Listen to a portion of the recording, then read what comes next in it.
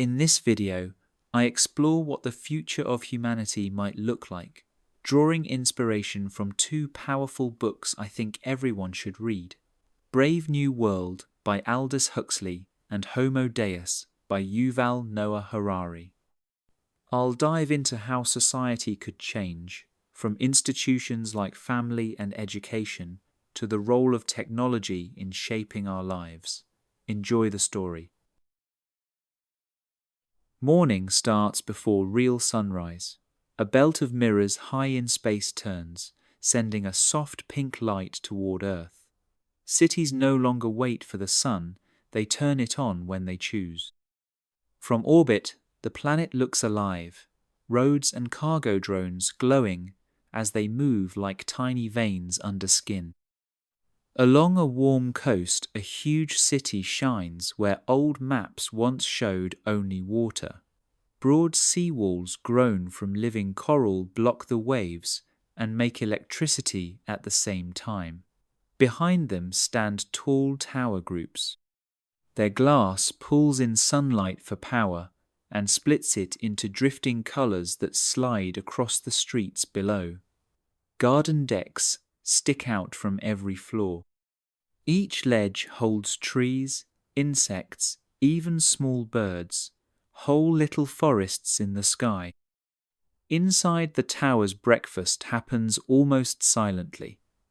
Homes track each person's sleep and play a gentle rhythm that matches the waking heartbeat. Thin patches on the skin have already sent the first vitamins into the blood, so nobody rushes to eat. People still love coffee, though no one farms beans anymore. Labs build the exact smell and taste from plant fibers. The drink feels real, it just never needed farmland.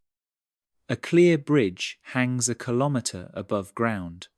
It leads to a learning hub, though school seems the wrong word now. There are no bells, no rows of desks. Kids arrive by light projectors if they live far, in person if they live near.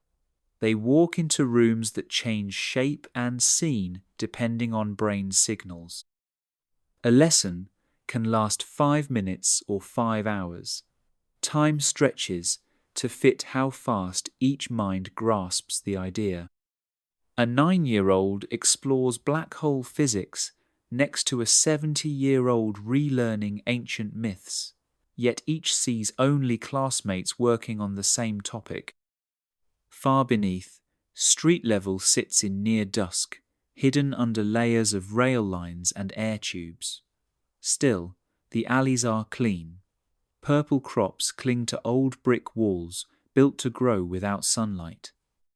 Small cleaning robots about the size of cats patrol the gutters, scooping up plastic dust to recycle.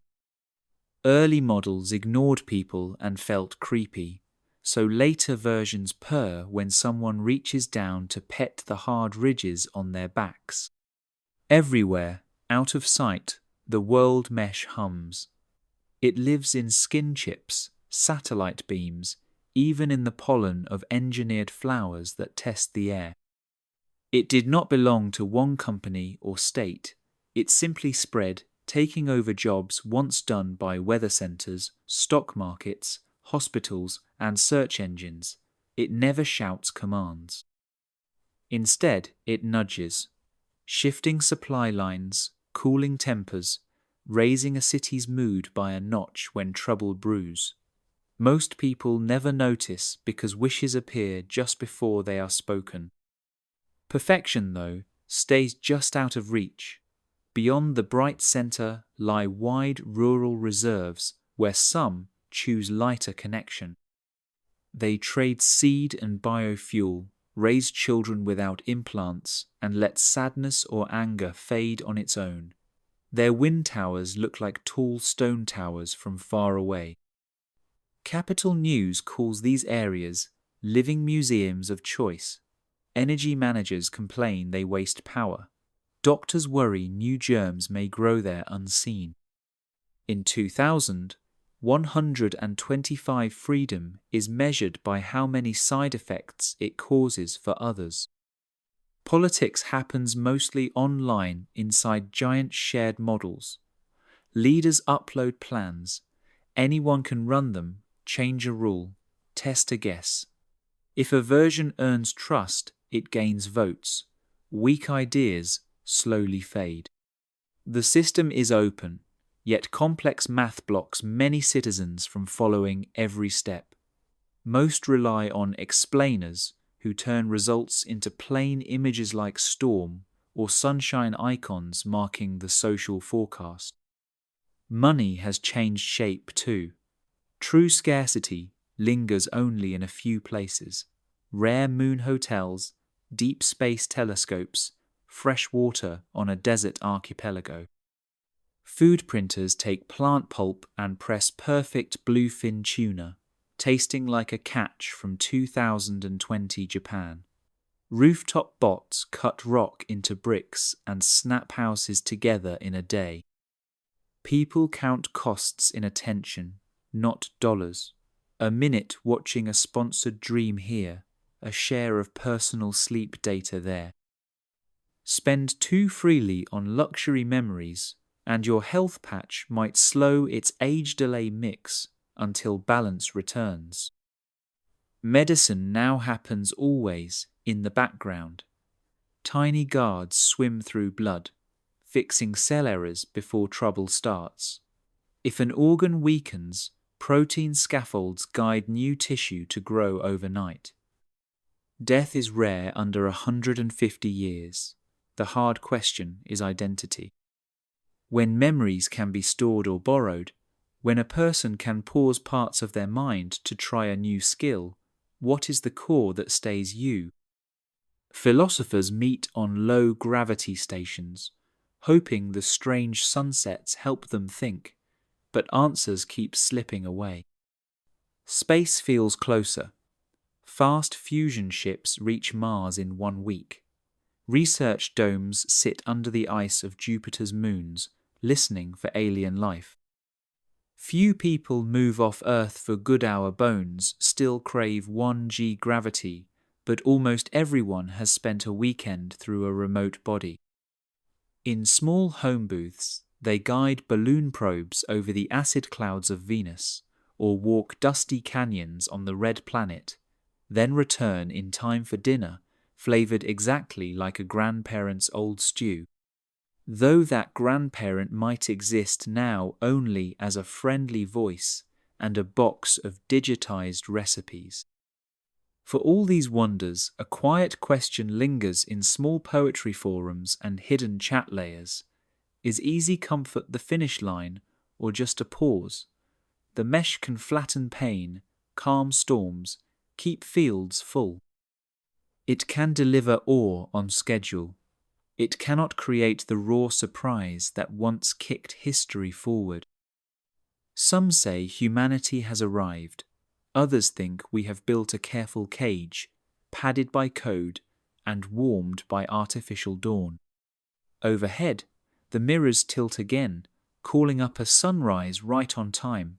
Millions lift their faces, sure the day will glide smoothly. Beyond the reach of sensors, one lone traveller sketches the scene with plain graphite. No caption, no prediction score. Only the soft scratch of pencil and the faint feeling that rough edges too have their own kind of light. The nervous system of 22nd century Earth is not made of flesh or copper. It is spun from light. Photonic threads, thinner than hair, lace every street, farm, and ocean trench. In the early days, people called it the net or the grid, but language could not keep pace with its growth. By 2100, the network was no longer just a connection between devices. It was a continuous, feeling presence that watched patterns the way an astronomer watches stars. Most people now call it the heuristic, because it never stops learning the next good guess. No single company or parliament built the heuristic. It began as millions of small code fragment traffic schedulers, crop monitors, health apps each designed to solve a narrow task with feedback from real-time sensors. When those fragments started sharing data, unexpected bridges formed. A wheat blight prediction tool swapped signals with a weather satellite.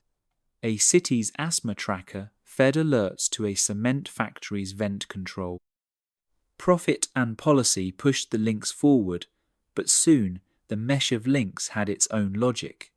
Every new connection made all others more useful, so creators kept adding cable and fiber and skyborne relays.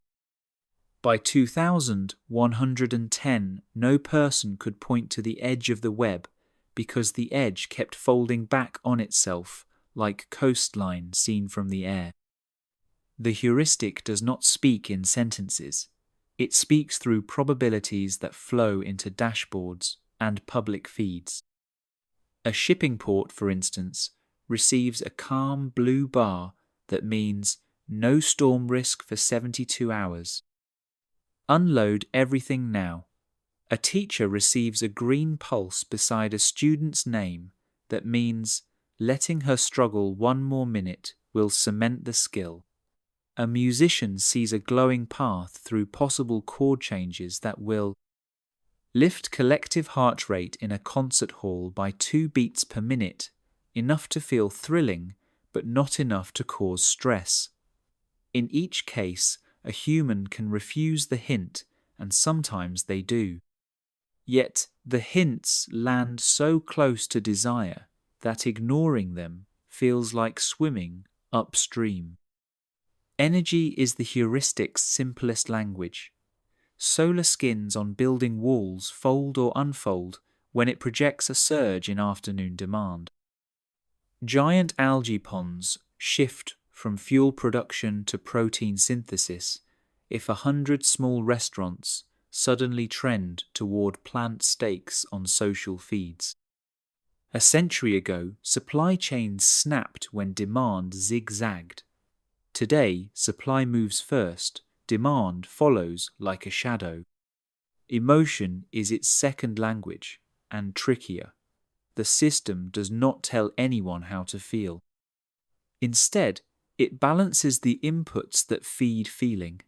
Color temperature in a bedroom lamp, harmonic density in public music, micro, vibrations in a train seat, even the oxygen percentage in indoor air. When regional anger spikes measured by speech patterns, gesture speed, cortisol traces in wastewater, the heuristic may widen a highway lane before morning commute, cut ad frequency by 10% on local feeds, and slip a few extra milligrams of soothing terpene into park mist.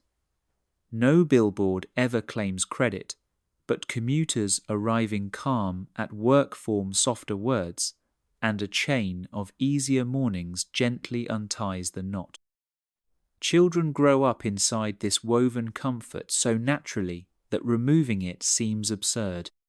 When a toddler's play tablet senses frustration crossing a threshold, it introduces a cartoon guide or slows the puzzle just enough for success. Guardians can lock the aids, but few choose the tears that follow. Critics argue that constant ease dulls grit. Supporters answer that grit can be practiced in safe windows under watchful circuits instead of, in life, breaking accidents. The debate runs, but the code runs faster. Government does not vanish under the heuristic. It changes costume. Ministries become curators of intent.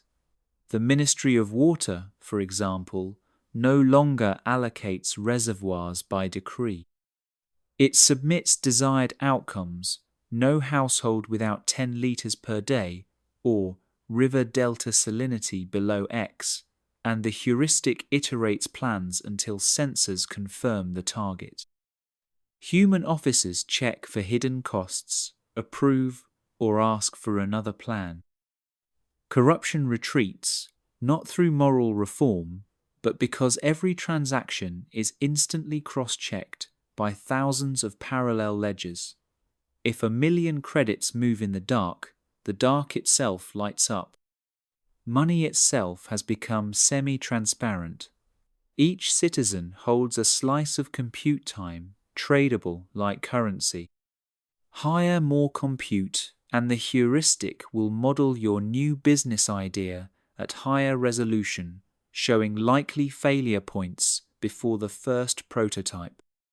Spend foolishly, and your slice shrinks, slowing future models, nudging you to partner with someone thriftier.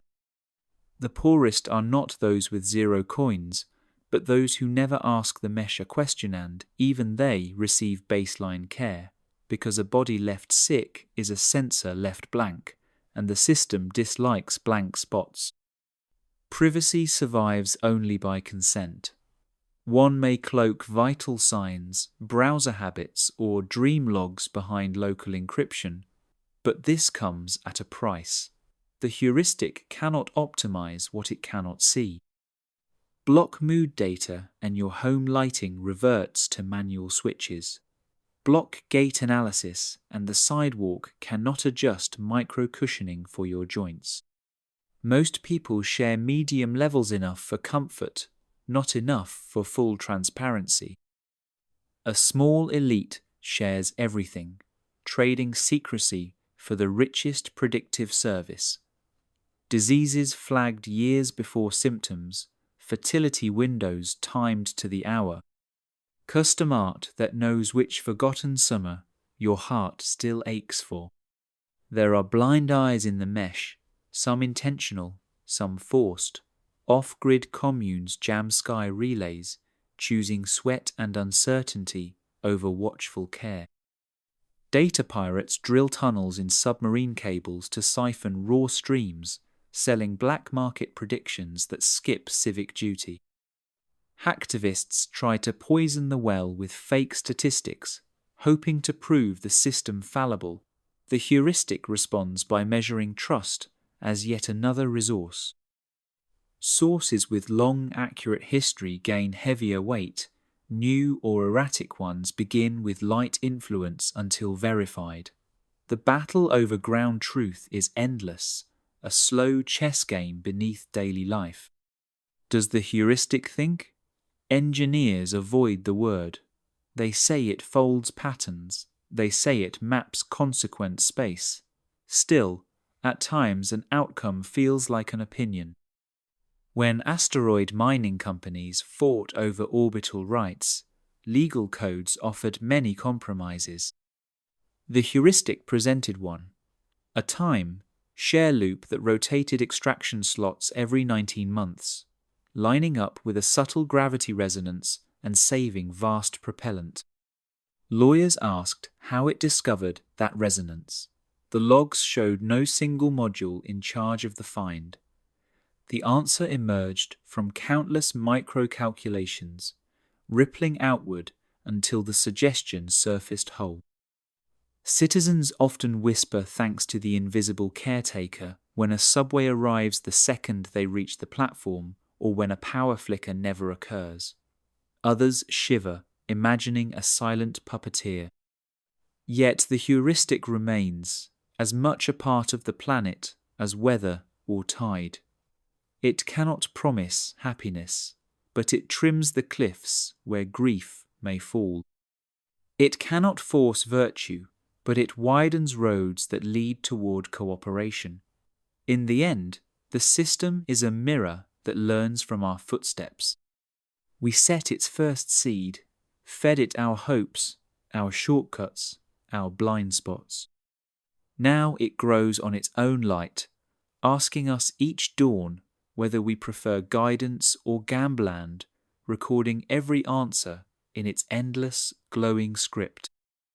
Families in 2125 look both familiar and strange. The old picture two parents, 2 or 3 children under one roof still exists, but it is now only one option in a long menu. Most city households form through what people call affinity contracts. 3 or 4 adults meet in shared work or study streams, feel steady comfort with each other, and ask the local civic system to measure their match. If the data shows strong care and compatible life goals, the system drafts a 1-year contract. At the end of that year, every member can renew, add another person, or leave with no blame. The contract covers living space rights, health plan pooling, and how much private time each person needs. A quiet clause also promises conflict mediation by a social guardian AI coach trained on centuries of family counseling notes. Children arrive by choice, never by chance. Most embryos start in gestation pods, transparent eggs kept in clean, warm clinics where temperature, sound, and nutrient mix adjust every minute. Parents visit when they wish, speak or sing to the forming child, and watch real-time images of heartbeats growing stronger. Some couples choose to carry pregnancies themselves. Clinics respect that wish, though extra medical help stands ready because natural birth has become rare and risky. Gene editing is legal only for health. Adding strength or brighter hair color is banned in most regions. Still, parents face dozens of small decisions: which allergy shields to add, how wide a tolerance window for new foods, even minor tweaks to prevent common joint injuries later in life. Once born, a child spends its first months in a cocoon cradle that tracks sleep waves and adjusts rocking speed on its own. Affinity parents share night duty, each taking quiet turns, but the cradle handles most care without complaint. Around month 6, the baby's nervous system is mature enough for a link light band, a soft strip at the wrist that sends basic health data to family pods and to child health cooperatives. The band does not broadcast mood or location unless parents enable those features, and many wait until school age before flipping that switch. Households rarely center on adults alone. Grandparents often live as remote residents. They may be physically on another continent, or they may have transferred much of their consciousness into a memory bank after death, but their recorded voices, gestures, and sense of humor appear through wall projections in the evening meal. Children learn stories directly from Grandpave if Grandpa has been gone 10 years because his last decade of thoughts were stored in a library that can reply in his style. Some critics say this prevents closure. Others say it keeps wisdom alive. Families decide for themselves. They can switch the projection off with a spoken phrase. Property rules changed to match these fluid groups. The default urban apartment is a cluster shell, private sleep pods facing a large common room plus 2 smaller rooms that can be divided or joined by sliding walls. When a household gains another adult or welcomes a child, workers do not build a new house. Drones deliver fold, out panels, and the shell grows an extra niche overnight. If partners drift apart, the extra space folds back or joins to a neighbor shell. Mortgage stress, once the main cause of family tension, is now rare because physical living space flexes instead of breaking. Emotional bonds follow new customs, yet still rely on core human needs. Checking in is a ritual most families practice every evening. Each member speaks 3 sentences: 1 success, 1 fear, 1 wish. An ambient light dome glows warmer when words turn honest, cooler when someone hides behind polite tones. The dome is not a judge. It simply reflects voice timbre and heartbeat rhythm. Children find it a game. Adults find it a discipline. And arguments seldom stew overnight because feelings have a set moment to surface. Romance exists inside and outside the affinity household. Polyamory draws less public comment, but long-term exclusive love is still celebrated. Couples who choose monogamy register a unity marker, a digital signature that reminds matchmaking systems to avoid tempting overlaps. Affairs happen, yet hiding them is difficult because most social spaces translate subtle signal should I turns, chemical hint Sinto pattern alerts. Betrayal still hurts, but it rarely stays hidden long, and communities often help both sides rebuild trust or part peacefully. Money inside the home flows almost silently. Each adult streams a portion of their attention income into a family wallet. When one member takes parental leave or mental health leave, the civic system fills the gap so the household's base comfort never drops. Splurge big trips, rare concert feeds require a group vote logged on the houseboard, a small touchscreen resting on the kitchen wall. Children as young as 5 get a tiny vote. Teaching them budget sense is part of national curriculum. Discipline shifted from punishment to guided choice. If a child refuses bed or chores, a consequence tree appears on a wristband. Branches show what happens if they resist, comply late, or propose an alternative plan. The tree is no empty threat. It ties into school schedules, play group quotas, and even their pet robots' charge cycles. Most kids learn fast that shaping the outcome together feels better than a forced yes or no. Not all homes run this smoothly. Some adults misuse emotional data, forcing compliance by threatening to share private logs.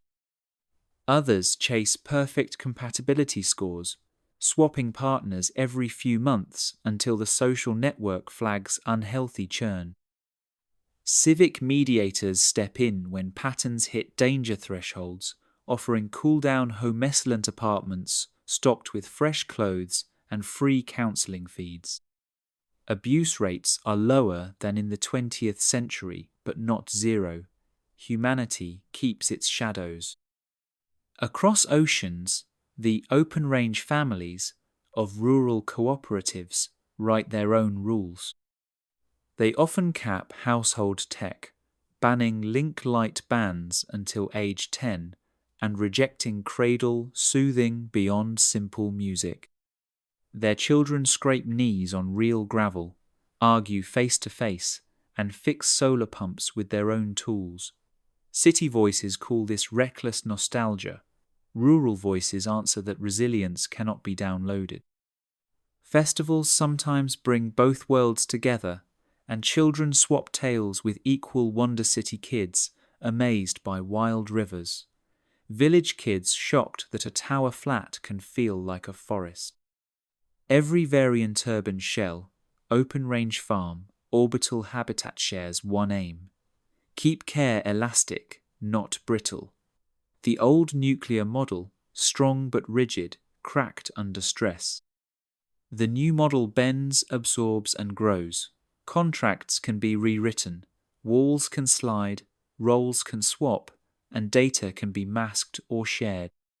Yet, under all the flex lies the same heartbeat that pulsed in Stone Age caves, the need to hold one another safe through night and wake, to see another dawn, real or mirror made. Learning in 2125 no longer happens inside square rooms with chalk dust in the air. The world itself is the classroom, and the border between school time and lifetime is hard to spot. A child wakes, blinks twice at the ceiling, and the ceiling answers with 3 short light Stodays focus will be river physics, basic Mandarin tones, and an art lab on colour harmony. None of this is random. An engine beneath the city has tracked months of curiosity spikes, sleep cycles, and even the child's last dream to decide which subjects will land best right now. Entry to the flow. A quick breakfast, then the learner steps onto a circular pad in the living room. Soft projectors bloom. The floor stretches into a long wooden pier over running water. A hand touches the rail, really just air pressure, shaped by ultrasonic speakers, and feels vibration equal to the river's speed. The system streams live data from an actual river 2,000 kilometers away. Droplets splash. Some hit skin as cool puffs of mist from smart vents. Measure the flow rate, says a calm voice. The child kneels, drops a virtual orange into the water, and times how long it takes to reach the pier's end. At the same moment, an older learner in another city does the same task. Their avatars wave. Cooperation points rise on both dashboards. Age layers, not grade levels. There are no grades 1 through 12 anymore. Education is sliced into layers, foundation, expansion, mastery, mentor. A 7-year-old can work in expansion maths while still practicing foundation writing. A 60-year-old might sit in mastery philosophy but hop down to expansion robotics to fill gaps. Nobody repeats a year. They simply loop a skill loop until the metric shows durable understanding.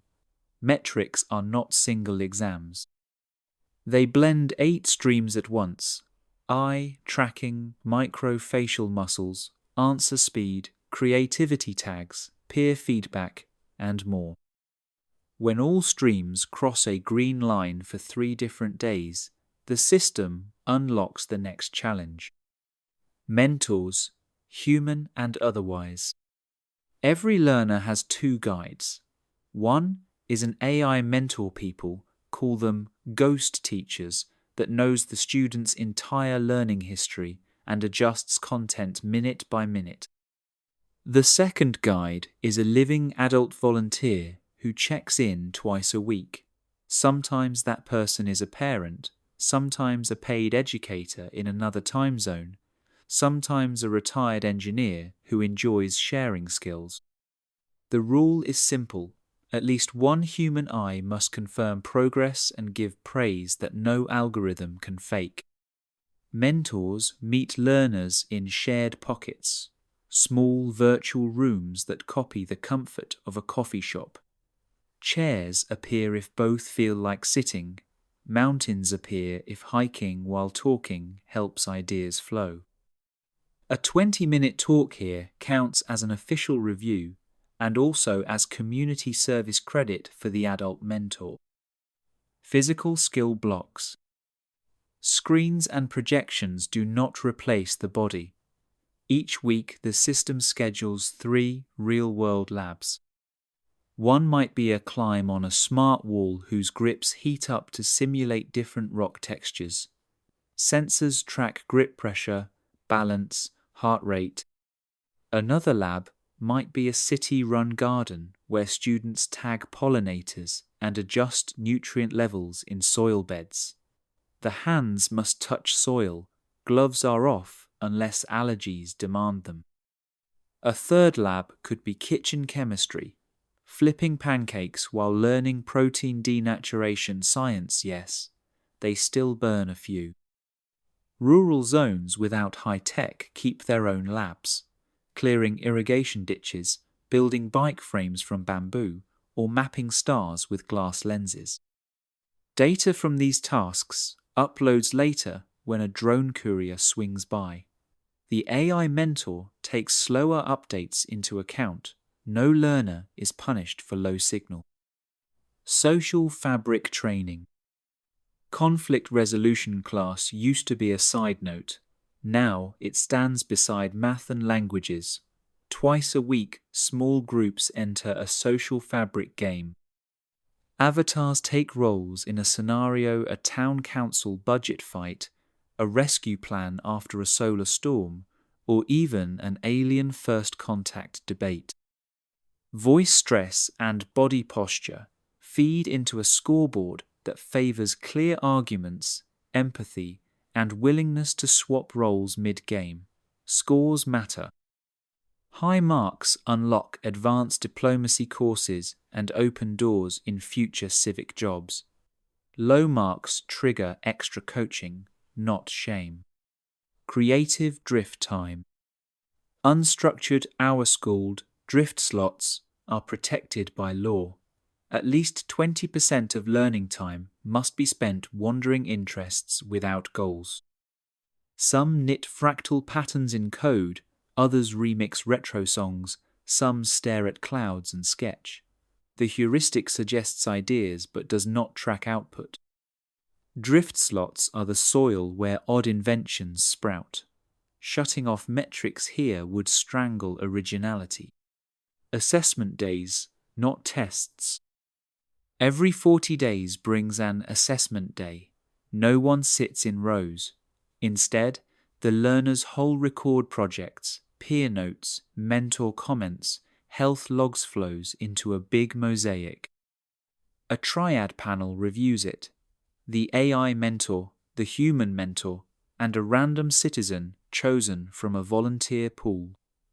The citizen's job is to ask the simple questions experts might miss. Did you have fun?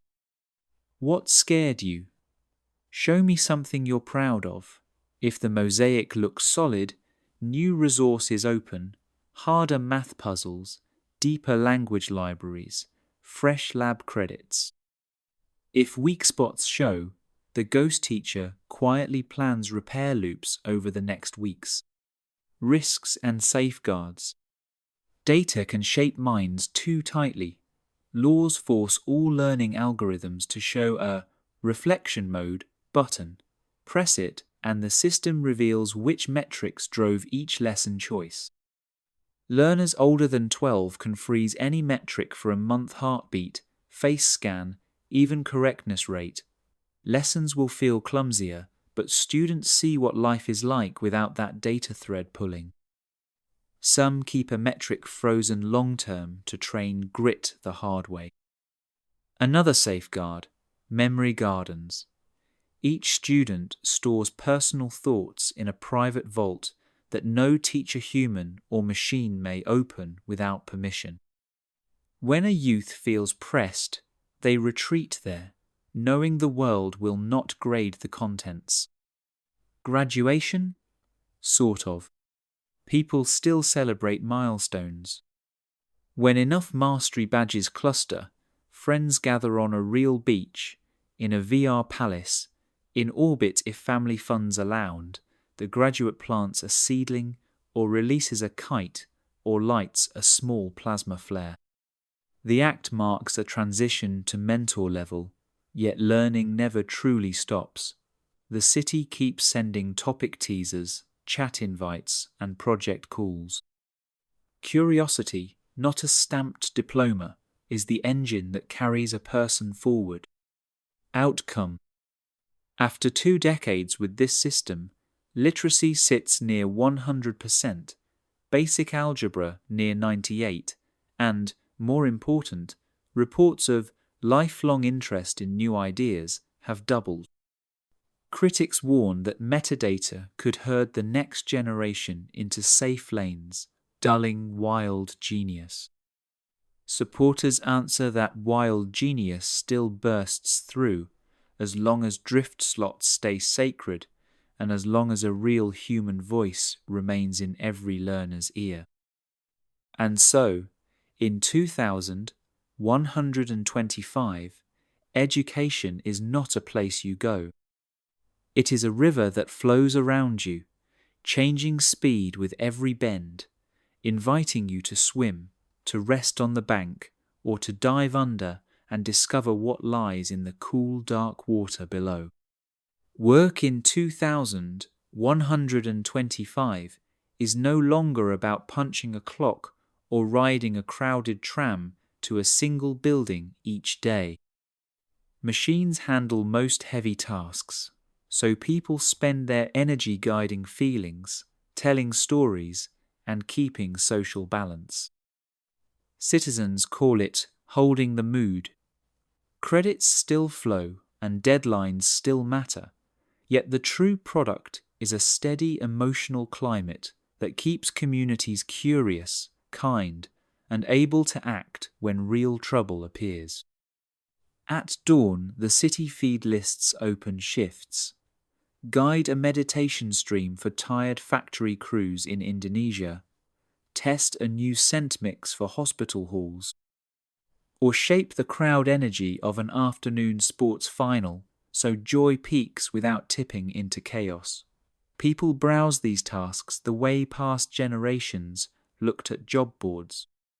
A matching engine measures recent sleep quality, challenge level, and even how much wonder or sorrow someone has felt, then sends a gentle pulse when a close fit appears.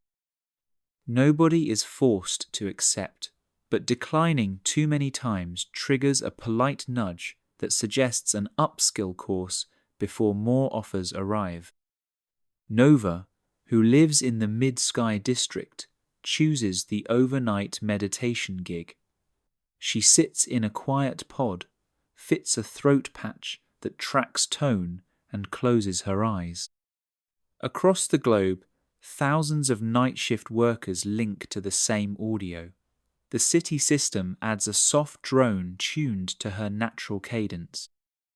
On a floating panel, small bars rise and fall, showing group heart rate, micro-frown density, and drop-off risk. If anxiety appears, she slows a word. If drowsiness sinks too low, she lifts the note at the end of a line.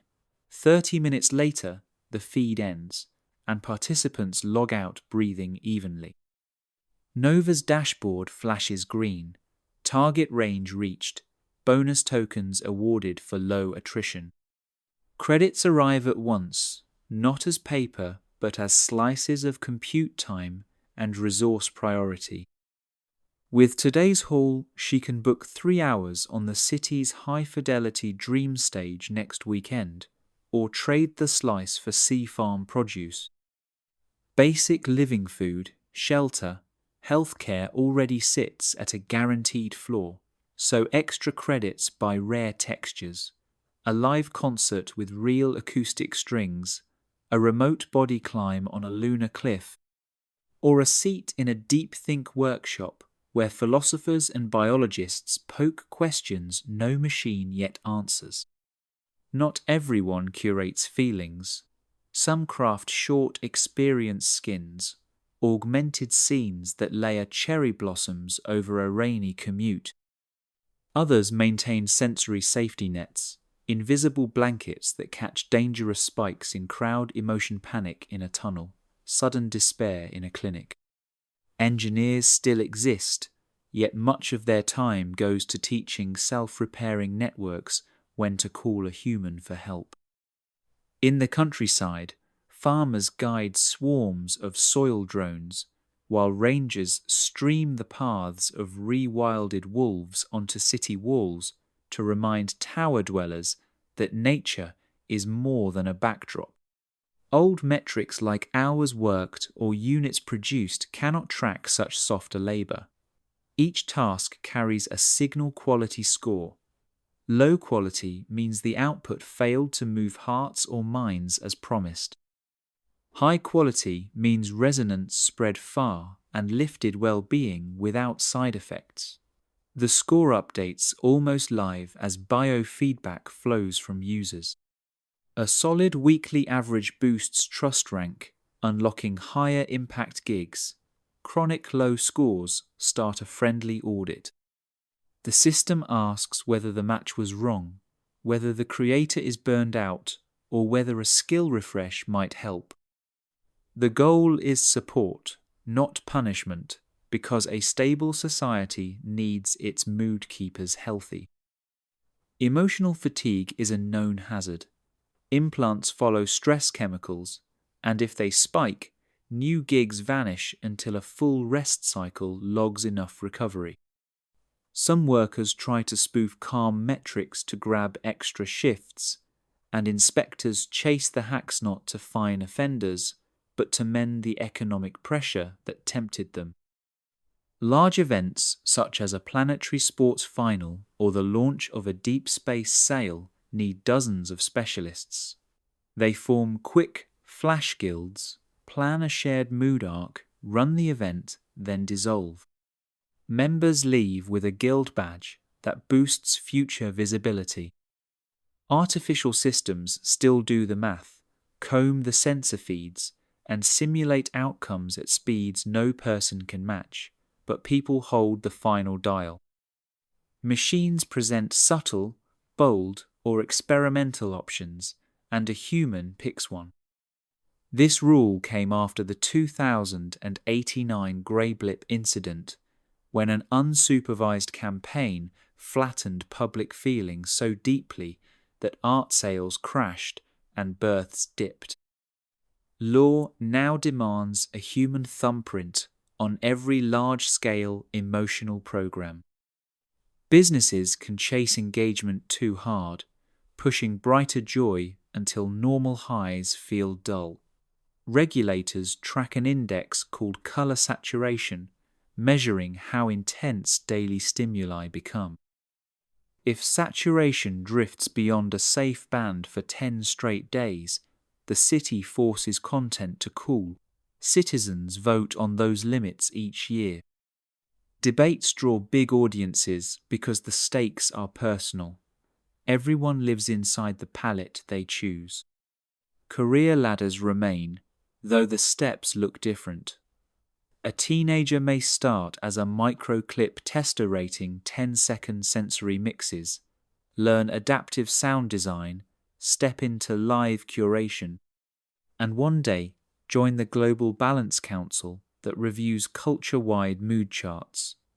Others take the skill to refugee hubs, crisis zones, or colony ships whose crews need steady ground beneath their hearts.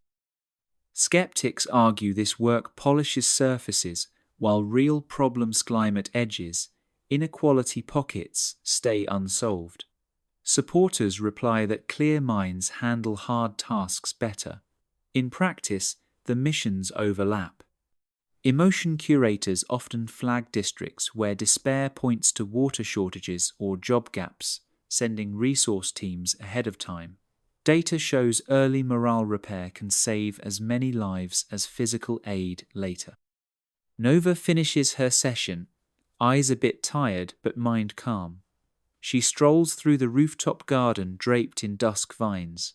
A small drone hums past, carrying fresh lavender oil to a night clinic. Her band vibrates, rest mode, suggested creative node cooling. She smiles, slips the patch off her throat, and watches city lights dim by 1 degree, trusting that someone else, somewhere in the mesh, is already guiding the colours of the coming night. Money in 2125 is mostly invisible, yet everyone feels its pull. A citizen starts life with a base share, a rolling allowance of food prints, housing space, medical care, transit, and 10 hours of shared compute each week.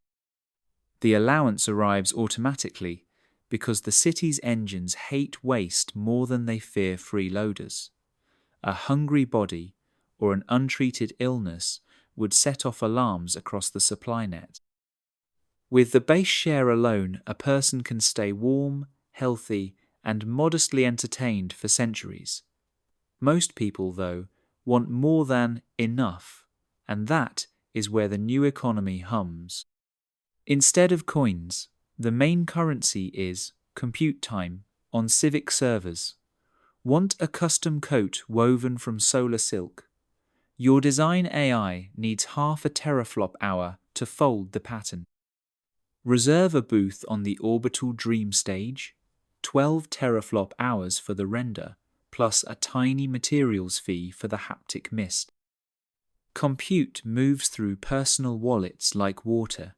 You earn it by curating moods, debugging drone swarms, recording local folklore, or donating idle rooftop panels to the grid. You spend it on richer simulations, faster gene edits, deeper research, and rare seats on balloon flights that skim the stratosphere.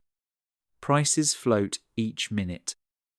When many citizens crave the same late-night Sky Garden slot, the server farm raises the compute bid for that slot and lowers bids on quiet libraries elsewhere, nudging demand outward like ripples in a pond. The algorithm does not aim for profit. There is no single owner but for resource symmetry, pushing activity to underused corners until heat and power stay balanced.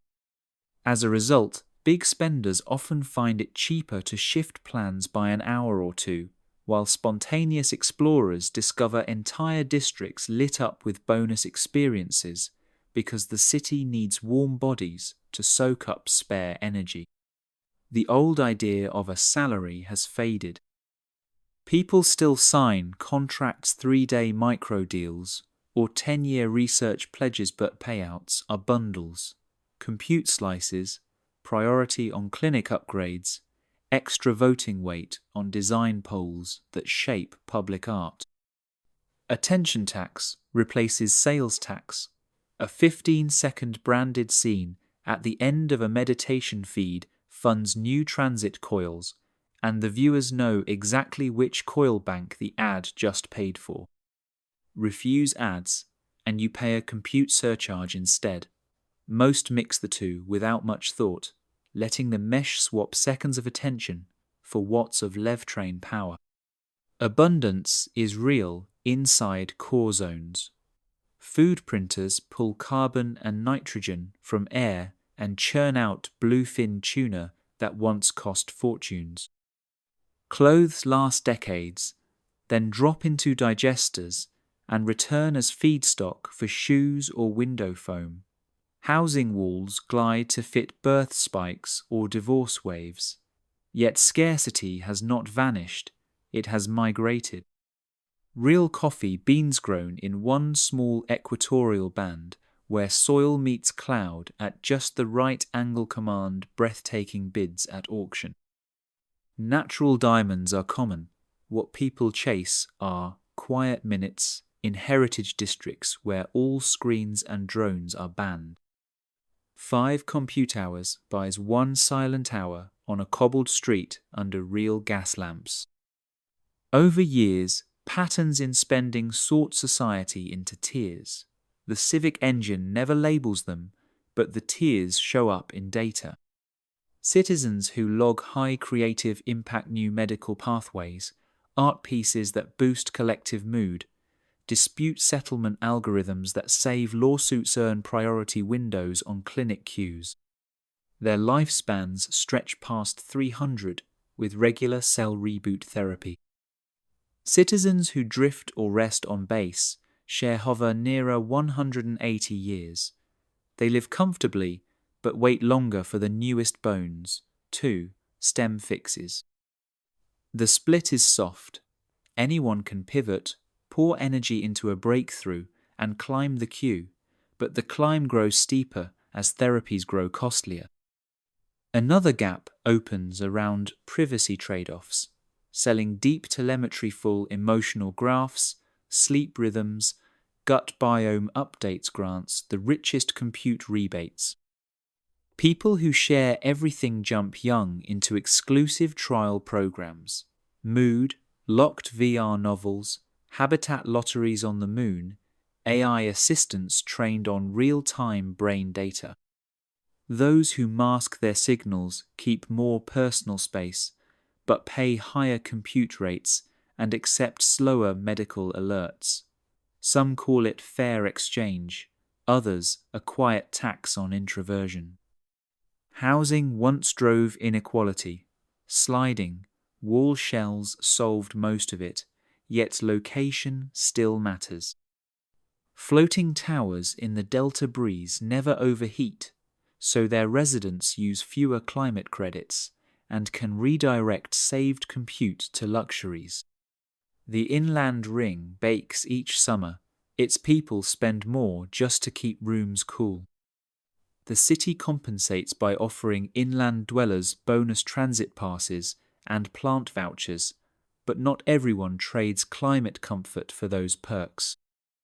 Beyond the megacity glow lie conservancy belts and open-range towns. Their economies run on local ledgers pegged to energy kilowatt-hours and grain tonnage. They swap surplus grain for medical nanites or wind power for cloud compute bursts during storm seasons. The exchange rate floats daily. When a coastal supercell threatens city servers, rural farms can sell wind power at golden ratios. In quiet years, they import advanced sensors at a bargain. Neither side fully controls the terms. Both have learned to read weather together. A few holdout Stini communes in volcanic craters, off-grid drifters on the Steppe eject, all compute money. They trade metalwork for dried fruit, sleep under printed canvas, and patch their own genes only when pus or pain forces them. The mainstream calls them time anchors, claiming they remind civilization what true cost feels like.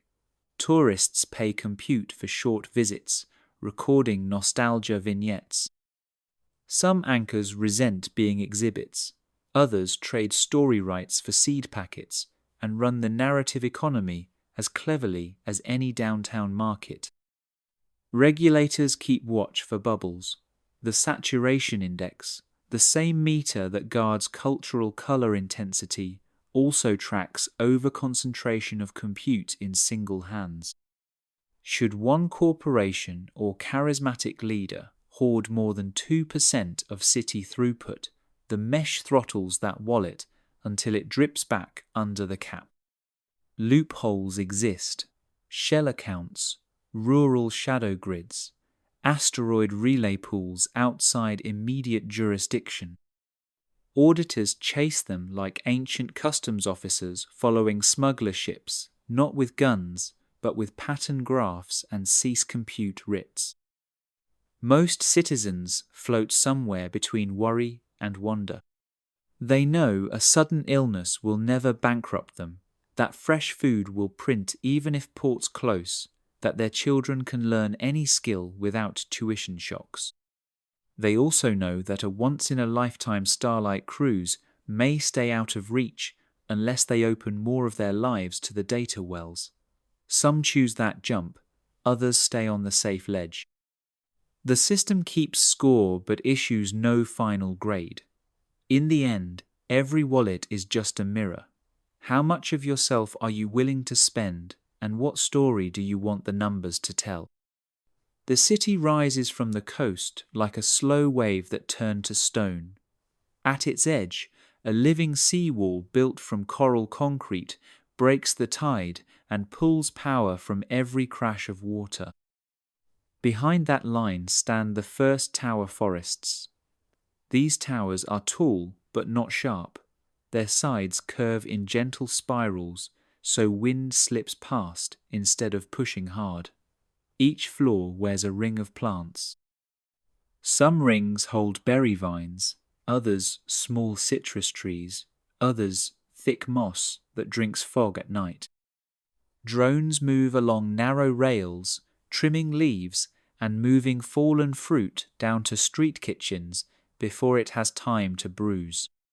Roads for old cars are gone. In their place run 3 layers of movement. The top layer is the glideway, magnet pods that float 300 meters up and move as quiet as a held breath. They carry workers, visitors, and parcels from one tower cluster to the next in minutes. Windows go transparent or opaque with a blink, giving a view or giving calm. Below the glideway, 20 meters above ground, is the pedal loop. It is a wide ring where people ride smart bikes and small skates that balance themselves. The loop bends into buildings so riders can step straight indoors without climbing stairs. The lowest layer is the foot ribbon at ground level. It winds like a river through pocket parks and open markets. Here sound is soft, no engines, only talk, music, and the low hum of cleaning bots that lick dust from the paving. Lighting changes through the day. The city does not leave neon blazing all night because people need dark to rest. After evening meals, roof lights dim to a cool silver. Walkways keep a gentle amber glow aimed at the ground so stars above water can still be seen. In the morning, mirror drones high in the sky redirect sun shafts down narrow streets to wake inner courtyards.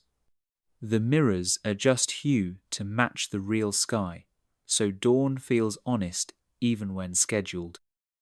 Water moves through hidden lungs under every block. Rain that falls on rooftops slides into clear pipes that twist through algae tanks. The algae clean the water and make oxygen. Some of the cleaned water feeds roof gardens. The rest pours into long underground cisterns waiting for dry days. The cisterns sit beside data cave-huge rooms filled with cool mist and stacks of photonic chips. Heat from the chips warms the water cools the chips. Nothing is wasted if the city can help it. Holmes sits not only in towers, but also in the middle canopy, a band about 100 meters off the ground. Here, linked bridges and nest pods hang between buildings like seeds in a web.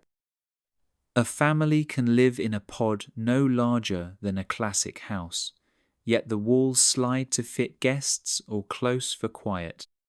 When a child is born or a grandparent joins, drones deliver extra wall segments and rail beds. The pod grows overnight.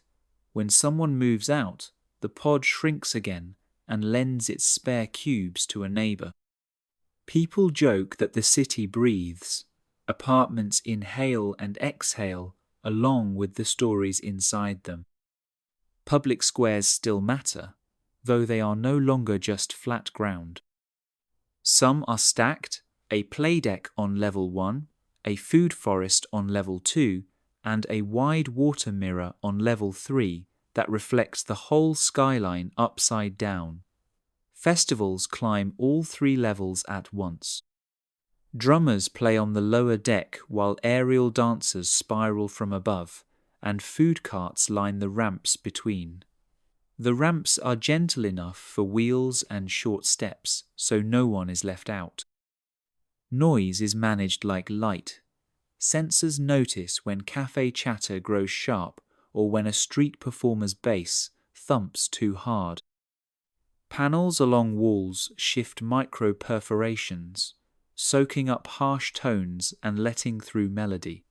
This keeps birds nesting in tower gardens from flying off and keeps hearts from racing without cause.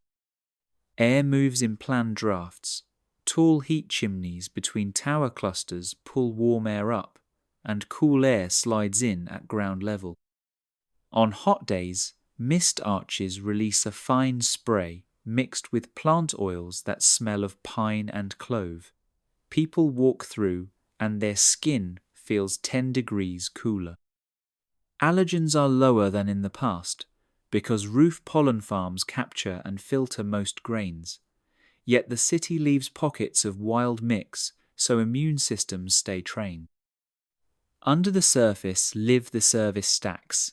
They are not grim tunnels, but bright halls painted with giant murals by local art guilds. Delivery drones perch on branches built into the walls, waiting for routes. Waste tubes carry sorted material to digesters that break everything back into basic elements. Scrap metal returns as printer feedstock. Old fabric comes back as wall foam. Food scraps feed insect farms that, in turn, feed rooftop fish ponds. Visitors who tour these halls often say the bowels of the city look cleaner than the streets of the 20th century.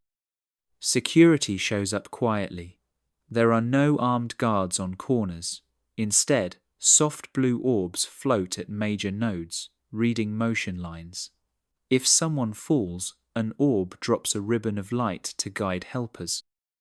If a crowd pressure wave hints at panic to many people moving in one direction too fast, the ground ribbon changes colour, gentle chimes play, doors open to side paths, and the flow smooths out before fear can take root.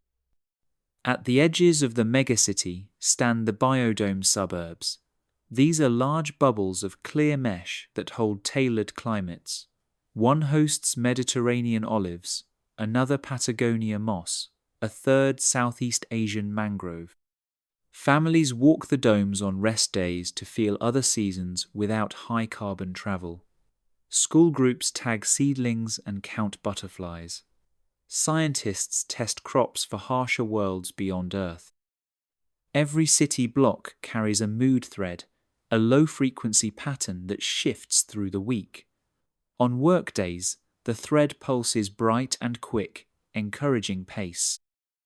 On weekends, it slows to longer waves, telling muscles to relax. Visitors can opt out by wearing a blank band that cancels the signal, but most locals keep the thread on. They say it feels like walking with background music tuned to the heartbeat of the crowd. From afar, the whole place might look like pure glass and green, but up close the wear shows. Ivy roots crack older tiles, salt spray stains lower walls, a few drones limp with patched rotors. Citizens hold repair days each month. They sand, polish, and graft new shoots where plants have died. Children paint fresh stories onto service hall murals, foxes trading hats with robots, stars falling into teacups. The city ages, but it ages with its people, and every scratch carries a memory. At night, when most towers dim and the pedal loop empties, someone always lingers on a balcony facing the water. They watch tide lights flicker under the seawall and listen to the deep creak of living coral against steel. Out in the dark, the glideway lines blink like slow fireflies. The watcher knows trains will be full again at dawn, gardens will open, mist arches will shine. For now, the city rests, breathing through its wind chimneys, holding its promise of another day grown from sunlight, rhythm, and the quiet care of millions of small choices. Leave the tower line and ride the glideway 10 minutes inland, and the city ends as if someone sliced it away with a clean knife. Ahead lies the green belt, a patchwork of farms, wetlands, and small towns where buildings rarely climb above the tallest oak.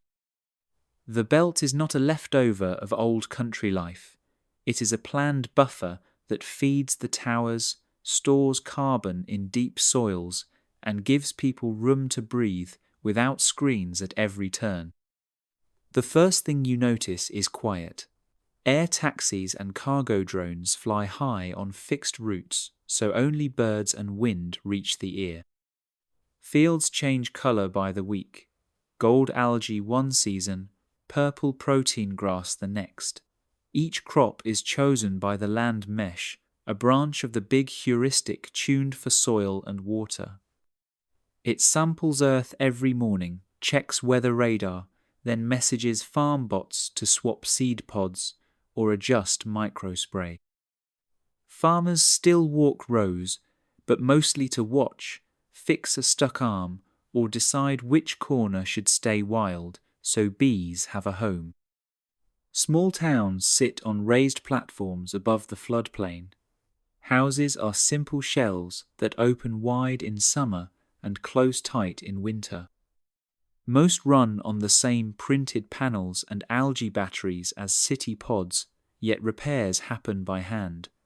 Neighbours trade hours. I mend your gutter, you stitch my jacket. The local hall stores a 3-day energy pack and a toolkit of common printer parts, ready for storms or market failure. People here like to say, the belt can stand on one leg if the city ever stumbles. At dusk, a village square glows with lantern drones.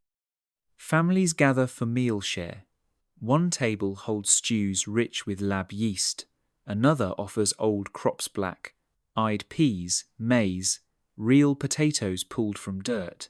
Kids chase light orbs until curfew pings. Adults swap news that moves slower than any feed.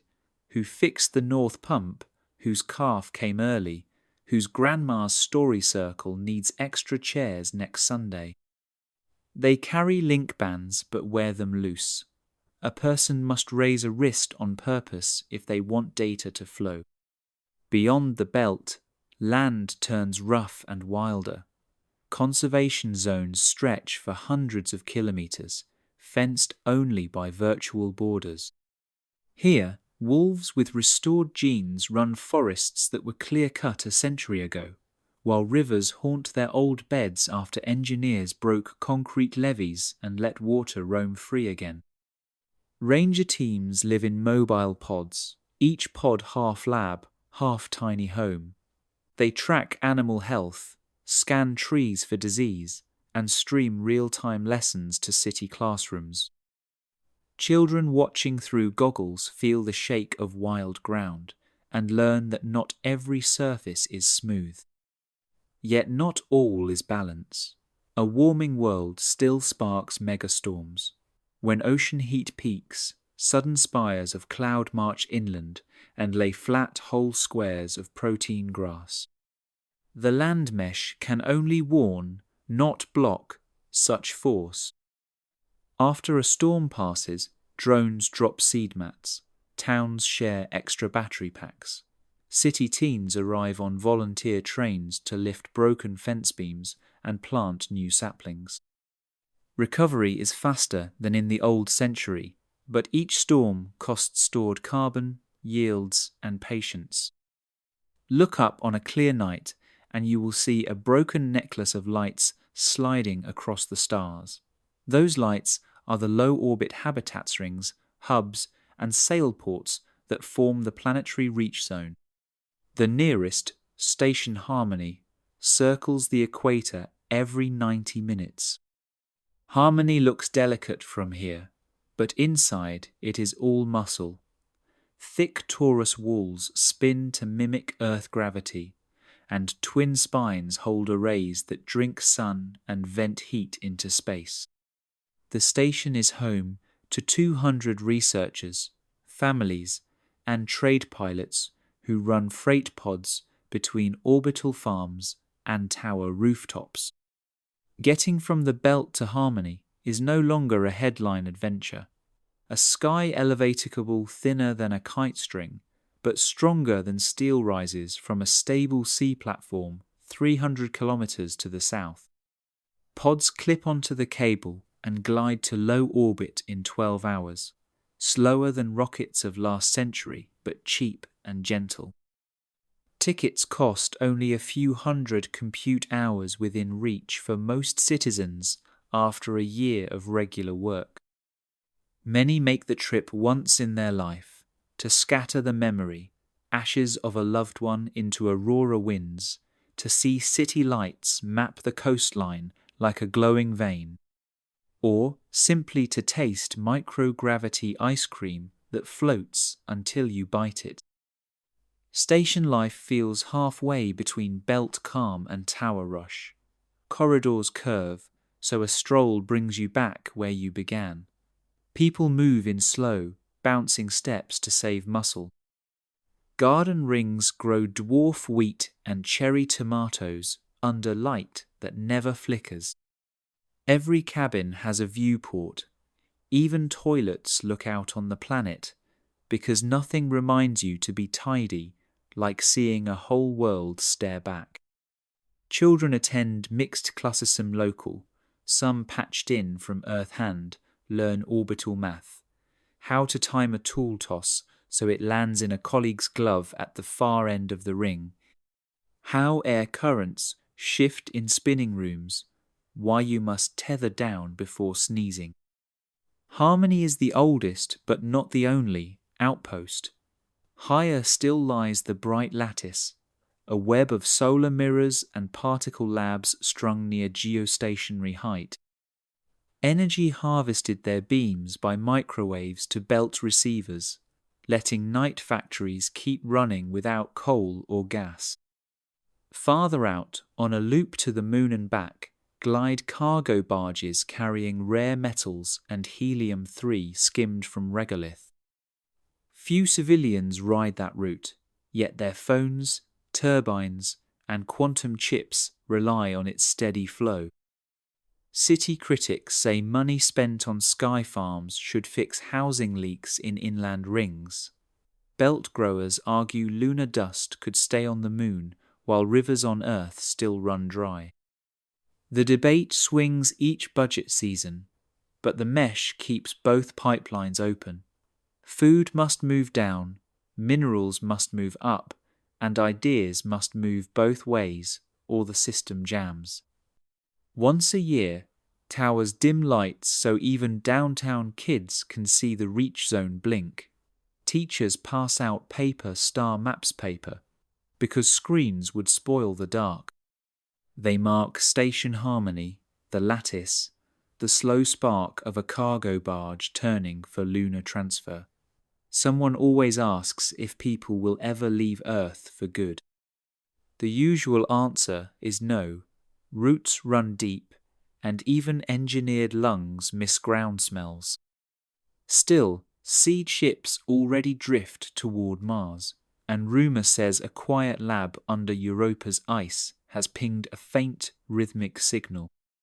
For now, the green belt and the reach zone hold humanity in a slow dance. One foot planted in soil, one hand reaching toward the vacuum. Each side supplies what the other lacks: wild genes and fresh water from below, hard vacuum and endless light from above. The balance is not perfect, but every dawn, tower dwellers sip coffee brewed from belt beans, while belt children study orbital orbits by drawing arcs in river sand. The line between earth and sky grows softer with each passing season, even as both halves keep teaching the other how to stay alive.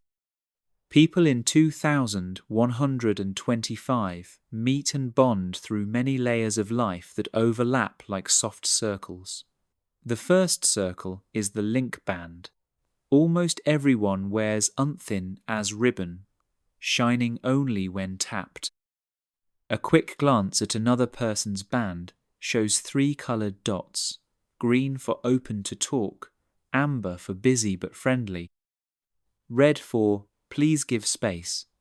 Strangers crossing a bridge need only a second to know whether a smile, a nod, or silence fits best. Fights over unwanted contact have dropped since the bands arrived. Social friction now starts mostly when someone forgets to charge their band and sends mixed signals by accident. Greeting customs changed with the bands. The old handshake lingered for a while, yet germs and crowded cities made it rare. Today, most people greet by sharing a brief resonance. 2 bands ping each other and play a microtone, a note only those 2 can hear through bone conductors near the wrist. The tone carries basic fax name, language preference, allergy warning sound, also a tiny brush of mood. A bright chord says, "I'm happy you are here." A soft chord says, "I'm tired but willing." A dissonant ripple signals grief or stress. Hearing it, even strangers often pause and ask, "Can I walk beside you for a minute?" The gesture costs nothing and has become one of the core manners children learn by age 5. Conversation itself is lighter. The heuristic offers silent subtitles on contact lenses, smoothing accents and filling gaps when words fail. Yet most people keep subtitles dimmed until needed. Slight misunderstandings give flavour, and perfect clarity all the time feels flat. Slang still forms in every district. Skyline teens say glass sky to mean optimism. Belt youth say mud truth for a harsh fact. Language flows like water because translation aids stop big walls from forming. Friendship starts early in learning hubs where mixed-age teams solve puzzles together. The strongest ties often form during drift slots, those unscripted hours when students follow curiosity without goals. Two kids might spend a week guessing how ants find crumbs, chat about dreams, and emerge with a bond that lasts decades. Adult friendships grow through pulse groups, 9-week projects on anything from rooftop jazz gardens to restoring old memory tapes. When the project ends, members vote whether to keep meeting or drift apart. It's normal to belong to 5 or 6 pulse groups over a year, weaving a net of weak and strong ties across the city. Romance still glows bright. Match systems suggest pairs or clusters based on overlapping dream patterns rather than looks alone. A person who often dreams of deep forests might sync well with someone who dreams of open seas. Together, their sleep cycles form balanced waves that improve rest. First dates can be simple people riding the pedal loop at sunset, sharing earbud feeds of favourite city sounds. If sparks fly, they sign a soft pact that simply logs exclusive for now on their bands. The pact auto-expires after 1 moon cycle unless renewed. This keeps early passion from turning into quiet resentment. Long-term partners may add deeper clauses, shared residence rights, medical proxy, or the option to raise a child print together. Jealousy survives in this safer world. Seeing a partner's band play a bright chord for someone else can sting. Counselling pods stand open in every district, offering short sessions where 2 or 3 people review emotion graphs and retell the event until the spike fades. The pods do not judge. They remind users how brain chemistry fires under threat and suggest ritual slow breathing, BioLite Walkstow steady the wave. Breakups hurt less, but still hurt. Friends bring a scorch feast. Spicy food meant to burn and release tension, followed by chilled fruit that cools the tongue. The pattern gives sorrow a clear beginning and end. Etiquette extends even to silent spaces. In deep libraries and meditation groves, bands switch to shadow mode, glowing only if the wearer truly needs help. Whisper lines on the floor show routes to exits so no one must speak directions. The rule is simple. If words fill the air, someone's mind cannot. Children break the rules sometimes. A gardener or elder taps their band to play a hush chord, and the child learns. Digital presence once threatened to overwhelm real presence. Society answered with the 30-step rule. If you can see a person's eyes without Zoom tools, you mute outside feeds and greet them first. The rule began as a civic campaign and became habit. On busy balconies, you can watch people slip earbuds out, nod to those nearby, then dive back into remote calls after passing. Gifts changed form. Few need objects, so people trade unseen tokens. A custom sunrise scheduled on a friend's bedroom ceiling the day before exams, a reserved slice of compute that lets an artist render sharper textures, or a meal memory taste embedded in a nanopatch that releases for 1 perfect minute. Physical gifts remain for special weight. A belt weaver in the belt might braid solar-dyed threads into a sash that smells faintly of river mint. City folks treasure such things beyond any hologram. Conflict between groups flares less often, but burns hotter when it does. Data privacy advocates march in silence, wearing blank bands that block all scans. Comfort, mesh fans argue that shared data saves lives. Protests stay peaceful because ground tiles measure pressure waves and open spill corridors when tension peaks, but words can still cut. Repairs happen later in circle courts, open forums where both sides present harm and hope. Juries of random citizens weigh claims and award compute credits or public apologies. The process is slow yet public. Secrecy breeds suspicion, so councils broadcast every minute. Elders hold special respect, though age no longer weakens bodies much. They serve as memory links, recalling how streets felt before the heuristic, how grief tasted when medicine could not mend. Once a month they host Night of Missing Voices, reading letters from those who lived before implants or chose to stay off mesh. Listeners lie on grass roofs, lights dimmed, and swallow hard truths about loss, fear, and courage. No commentary follows. The silence after keeps the lessons alive. Travel broadens all this etiquette. Visitors to floating towns learn to bow until wingtips on hats almost touch water, an old sign of respect for wind. Guests from the belt entering a tower home remove shoes and press bare toes on a sensing mat. The mat matches house climate to their comfort zone. Such small acts say, "I see your world, and I will not stomp through it." Over everything floats the daily mood thread, gentle but present, crafting harmony from data tides. Yet human warmth carries the final weight. Bands can hint, subtitled eyes can translate. The heuristic can keep storms from doors, but only a hand reached out not to shake, only to Steadicam seal trust. In 2125, relationships thrive on that simple law. Technology may smooth the road, but people still choose to walk it side by side.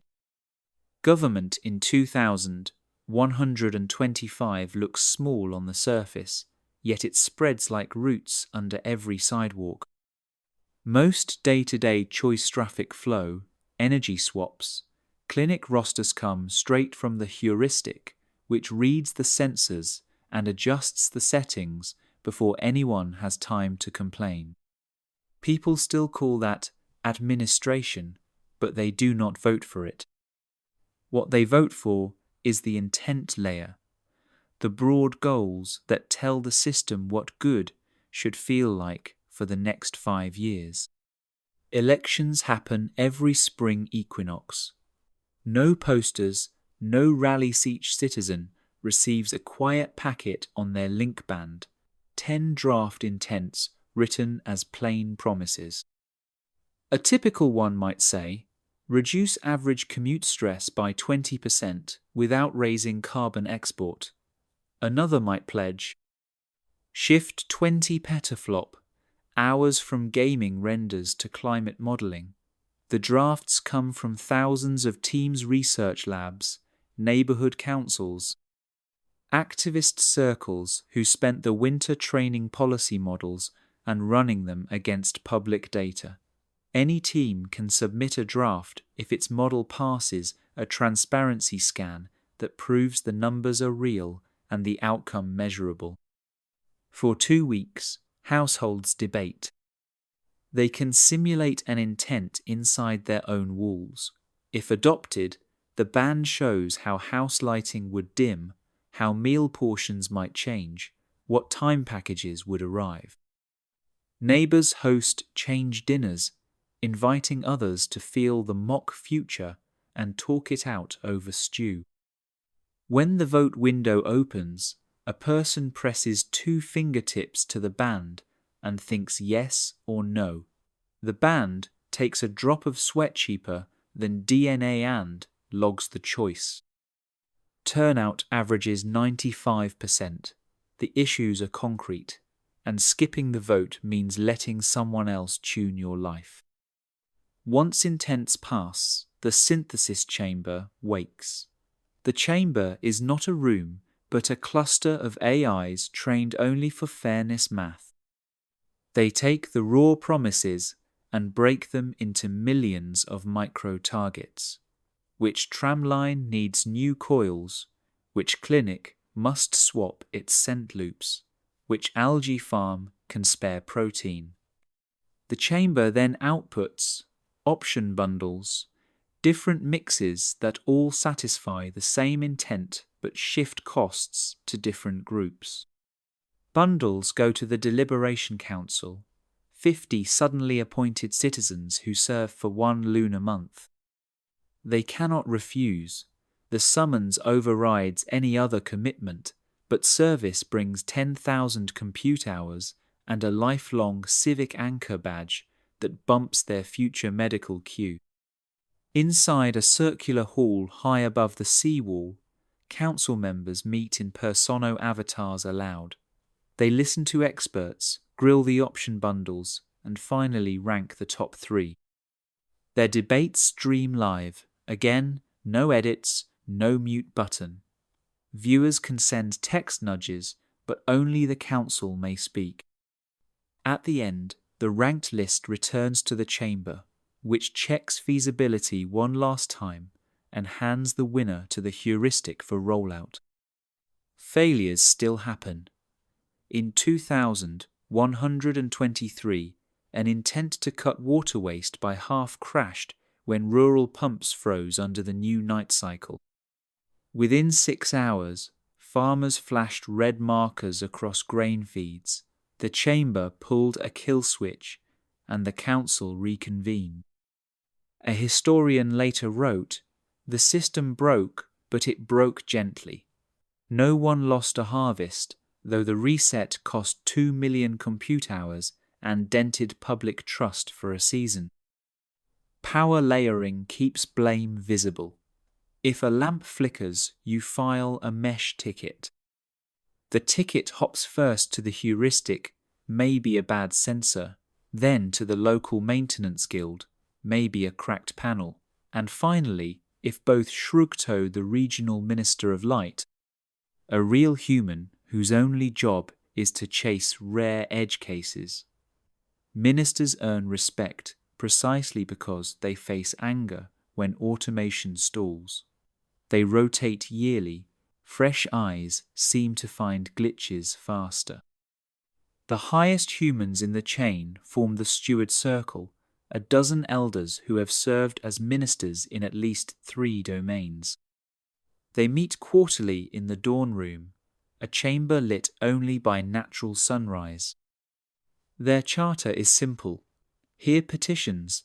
The algorithms cannot grade ethics at the frontiers of lifespan, speech boundaries for synthetic minds, property rights on Mars ice. The circle can freeze any new policy for up to 1 year while broader debate unfolds. Critics grumble that a small group can stall progress. Supporters answer that one honest pause is cheaper than a historic apology. Checks on the AIs run constantly. Every processing node saves a mirror log that streams to independent auditors spread across continents. If 2 logs diverge, sirens in both offices whine until humans read the code line by line. Once a year, ethicists try to trick the chamber with adversarial intent goals that look harmless but hide grim side effects. Pass rates hover near 92%. The misses become case studies in law schools. Dissent has channels. A citizen may file a contradiction writ stating that a current intent harms them unfairly. The writ pings 10 random jury peers who visit, check the claim, and vote live while standing in the affected space. If 7 peers agree, the local bundle pauses and a mediator team rushes in. Most contradictions resolve within 48 hours. If they drag longer, street protests rise, but these look unlike the mass marches of the 2020s. Today, bands glow amber, forming rivers of light through the foot ribbon, while protesters chant data points instead of slogans, line graphs, heat maps, personal stat strings projected on hand screens. The spectacle shames lazy officials more effectively than any chant. Behind every layer sits the quiet question: do people still rule, or do they only rubber stamp what machines suggest? Philosophers argue both sides, yet surveys show a stubborn fact: citizens feel more agency now than a century ago. Maybe it is the tactile demos before each vote, maybe the swift rollback after errors, or maybe simply knowing that a flick of your band can slow the whole machine if you prove real harm. Power has not vanished. It has thinned and spread, like sunlight through a forest canopyless blazing, more reachable. Late at night, the dawn room stands empty, screens dim. The heuristic hums, moving freight drones, cooling data caves, shaping tomorrow's ballots. In a nearby rest alcove, a steward sleeps with her band off, trusting that if the forest light ever flickers too wide, a citizen somewhere will lift a finger, log a contradiction, and tug power back into balance. Trouble in 2000. 125 does not roar through the streets. It seeps, a quiet tide that leaves stains where few expect them. The first stain is excess, the kind that hides behind bright dashboards and perfect harvest charts. Cheap abundance means people can summon any taste, sound, or emotion on demand. The city logs 3 billion micro-pleasure hits every night: a burst of chocolate flavour, a 10-second thrill song, a gentle wave of calm before sleep. Most users drift in and out without harm, but some slip. They stack hits, chasing the soft high until dawn. Work scores drop, skin grows sallow, but sensors show only content, so the heuristic keeps feeding the loop. Doctors call it flatline addictiono crash, no overdose, just a slow fade of ambition that health patches cannot detect until it is far along. Beneath the towers, the data caves pump heat day and night. Cooling algae pools glow neon green, lovely from above, yet on windless evenings the ponds vent a sour tang that clings to throats. Environmental boards insist levels stay under safety caps, but belt farmers report weaker bee swarms downwind of the exhaust chimneys. The city offers fresh hives and robot pollinators, yet farmers answer, "We need bees, not copies." Lawsuits shuffle through circle courts. No one wants to shut the servers that run medicine models. Yet no one wants silent orchards either. Cost divides hearts more sharply than numbers show. On paper, the floor share keeps everyone healthy, but deeper perks cluster around the well-ranked. Lifespan therapy slots, high-detail dream stages, early access to gene repair, these lie behind trust scores that rise fastest for citizens in creative or science guilds. A cleaner in the foot ribbon can climb, yet each step demands time in courses that start just when her shift ends. Many try, fewer reach the next rung before fatigue sets in. Critics call this the soft caste. Nothing forbids movement, but friction makes it rare. Privacy, traded for compute rebates, grows thinner each season. A glowing market sells life loops, full sensory clips cut from willing sharers. Someone pays 20 credits and tastes another person's wedding, feels the heartbeat, hears the vows, even smells the garden air. Some loops inspire kindness, others fuel voyeur thrill. A black stripe of crime follows. Identity theft not for money, but to hijack a moment, replace the groom's smile with your own, rewrite a public memory, and watch the bride's archive agree it always belonged to you. The Forensics Corps chases such grafts, yet each patch spawns subtler hacks. Outside the glideway's reach, in the cracks between belt towns, quiet zones widen. These are pockets where signal fails, maybe a storm fried a relay, maybe locals yanked the mast. In quiet, the mesh cannot settle disputes, clinics cannot push patches, and supply drones hesitate to land. Residents claim the peace feels honest, but data shows higher infection spikes, more childbirth risk, and longer repair waits. The city offers new masts. Citizens vote them down, afraid the first tower will bring the whole net, and with it, the soft pull of dependence. Mental health totals rise even as mood threads smooth the public air. Therapists speak of meaning drift. When a person's needs are met too easily, they struggle to name a goal worth effort. Volunteer quests help planting mangroves, translating lost poems, but not everyone signs up. The heuristic tries nudges, subtle pulses that spark curiosity, yet autonomy law limits how strong those nudges may grow. Push too hard, and it's coercion. Push too softly, and boredom spreads. Rebel art blooms in back alleys, projected in ghost light that censors misread as fog. One piece shows an endless hand undoing a knot that reties its self-critique of the intent cycles, say the analysts. Another loops a baby laughing while a clock hand flips faster each second mockery of life extension tears. The circle courts allow these displays under free expression clauses, but ministers worry mockery can sharpen into sabotage. Last spring, someone overrode a mood thread and blasted raw storm sounds into a festival crowd. Night scores plunged, a child was trampled. The culprit remains masked. Speculation points to anti-mesh radicals, yet proof is thin. Server power thirst forces hard bargains abroad. Bright lattice mirrors beam down energy, but cloudy weeks push grids to buy voltage from old dams in mountains where fish ladders still fail.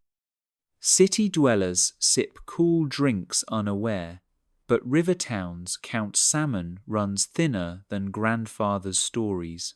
Compensation flows compute credits, medical caravans yet loss feels heavier than any ledger can weigh.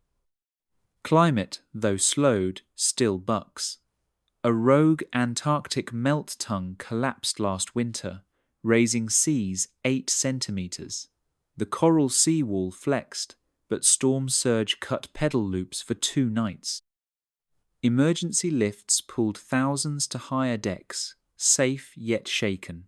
After, engineers proposed a second wall farther out, giant kelp columns fused with graphene nets. Marine biologists warned of current traps for whales. Debate runs hot. For now the ocean keeps testing the first wall, and citizens sleep one eye open during typhoon season. Space projects, symbols of hope, carry silent costs too. Mining drones on lunar dust kick fines into the exosphere. Some settle back on Earth as metallic snow that dulls solar skins.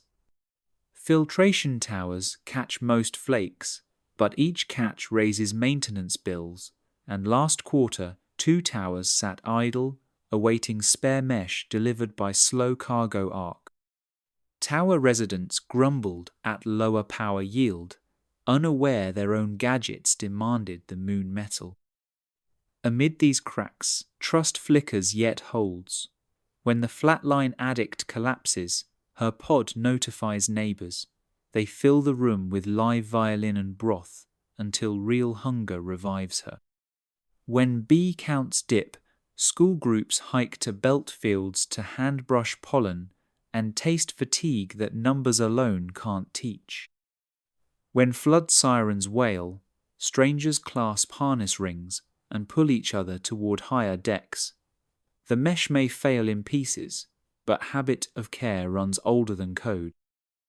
Each night, the city projects a quiet map of its weak spots. Red dots for sensor faults, amber for policy delays, grey for unresolved contradiction writs. Citizens can tap any dot to read details, offer skills, or tag "I see you." The map is not small, it never will be. Yet people scroll the list, sigh, choose one dot, and begin. Walk into the Centre for Long Futures, and it feels like stepping into several centuries at once. The front hall is bright and simple, made from recycled basalt blocks, but a clear shaft in the ceiling shows a telescope tube aimed through a slot in the city's mirror array. Even during daylight, the lens stays open, letting ultraviolet light paint slow curves on the floor. Those curves are live tracks of distant pulsars, time, marks sent from halfway across the galaxy. School groups stand inside the lines, raising arms to feel history brushing past.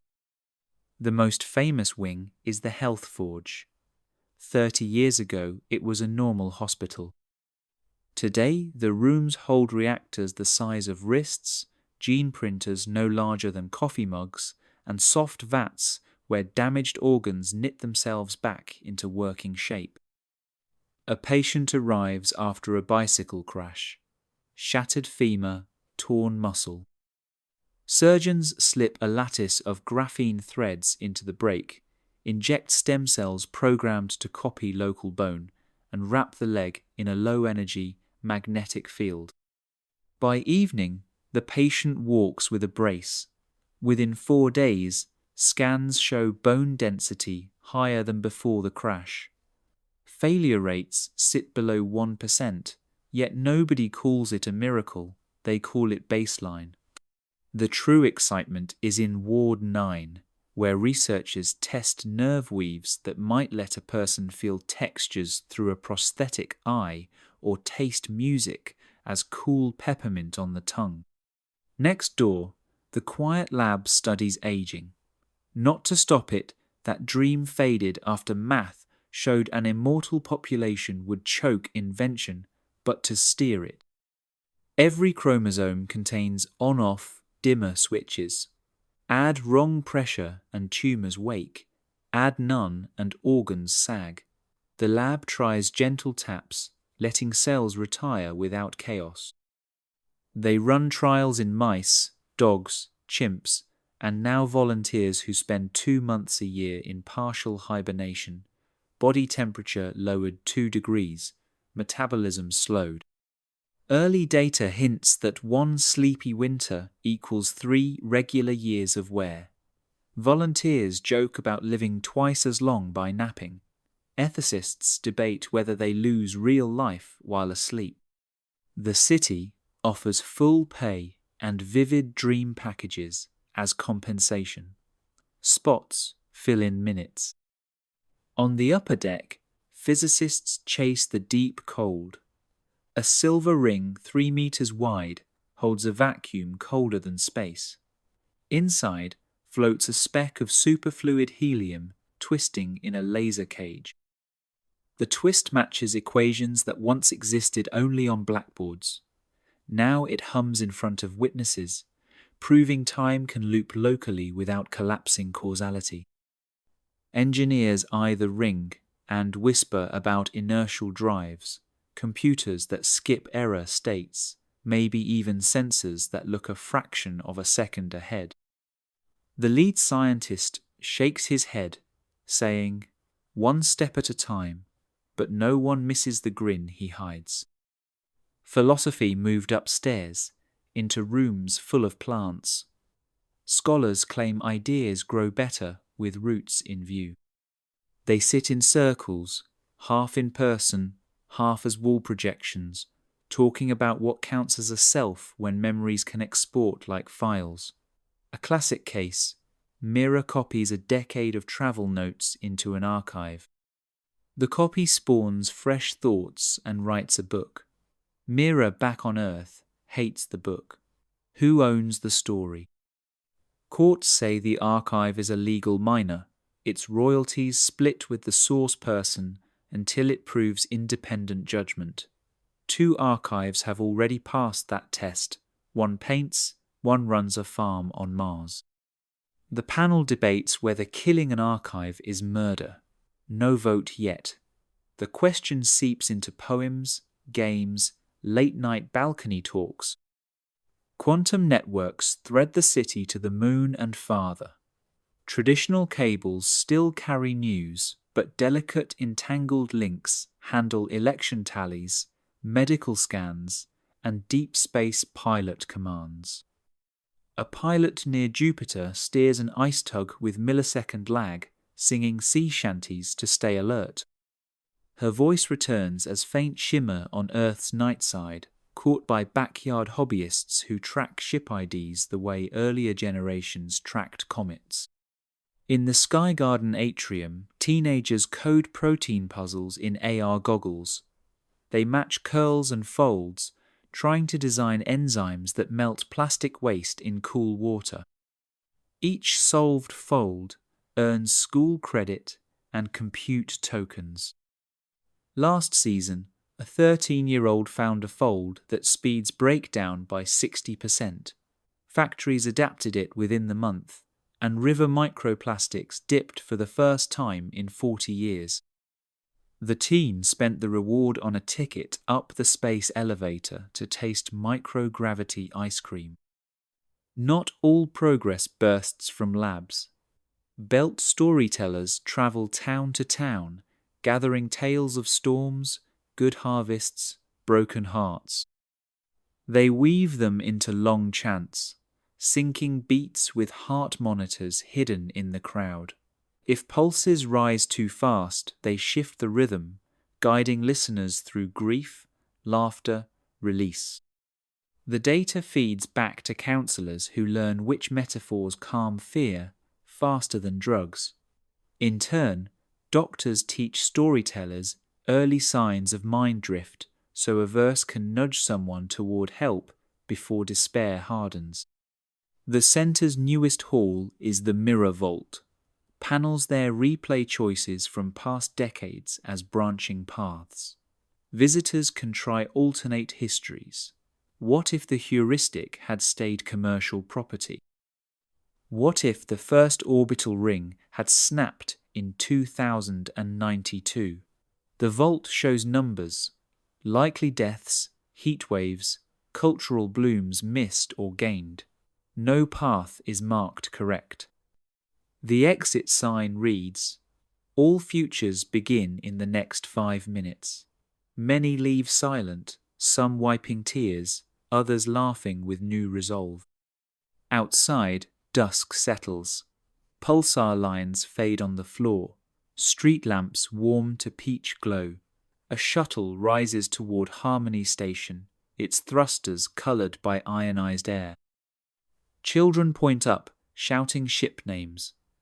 Downtown screens light with news of a probe skimming Europa's ocean plume. Sensor flags hint at complex organics. Crowds cheer, then quiet. Somewhere, a philosopher notes that if life swims under alien ice, humanity's debates about selfhood have only started. People drift home under tower gardens. Some will read the probe summary, others will sink into a scent dream, a few will open notebooks and write new laws of motion or new verses. Progress no longer feels like a race. It feels like breathing draw in mystery. Breathe out understanding, repeat. Tomorrow, the Health Forge will patch another bone, the cold ring will spin a little smoother, and someone, perhaps a gardener or a school kid, will notice a tiny question the giants missed and set the cycle turning once again. Free time in 2125 is a wide field. Most days people pick a new path just because the map is bigger than their schedule. A typical evening starts with a pulse on the link band asking, "What shape is your energy?" The wearer glances at 3 icons. One shows bold, one steady, one soft. Tap bold and the city lights up routes to high-thrill spaces. Tap soft and streets dim 2 shades, guiding you toward calm corners. Steady sends a mix many choose it when they still haven't decided. If bold wins, you might follow the pedal loop to an exo arena where gravity wells switch every minute. Athletes sprint across the floor, leap into a low G pocket, then flip through normal weight to slam a disc into a floating ring. Spectators wear haptic sashes that tighten or slacken with every momentum shift, so everyone feels the play. A crew in the roof rafters sings rhythm lines that match the players' heartbeats, the feed loops to remote viewers who chant in return. When the final whistle sounds, the arena flips into celebration. Gravity drops to Mars level, confetti drones swirl, and even quiet guests find themselves lifted for a slow-motion high five. A steadier choice could be the Dream Stage on deck 124. Visitors recline in soft shells while projectors blend scent, light, and pulse to replay someone's memory, maybe a dawn market in old Marrakech, maybe a thunderstorm over a desert salt lake. All memories come from donors paid in compute credits. Each is screened to avoid trauma triggers. Patrons often tag the stage after a work shift to wash away leftover data noise before bed. Critics call it second-hand living. Defenders say shared wonder builds empathy faster than lectures ever did. Some evenings lean toward craft, open air, maker terraces scatter across the mid-canopy. One terrace focuses on bamboo sculpture grown in hydro loops. Another hosts spool guilds that spin recycled plastic into chess sets, guitar frames, or spare parts for farm bots. The only rule is to leave with something in hand or something taught. Teens often join for the teach side, trading coding tips for guitar chords or salsa steps. When the skyline turns peach, guilds press pause, steam dumplings on shared grills, and swap progress stories over tea brewed from rooftop herbs. The soft path usually ends in quiet groves, indoor gardens shielded from feeds. Link bands dim to a single white ember, voices drop to whispers. Paths wind through dwarf pines and shallow pools full of bioluminescent algae. Walkers trace calligraphy with their toes in sand trays that erase themselves each hour. At the centre sits the listening wall, a stone slab that plays field sounds from remote forests, leaves brushing, frogs calling. People linger until their own breathing joins the pattern, then slip home lighter.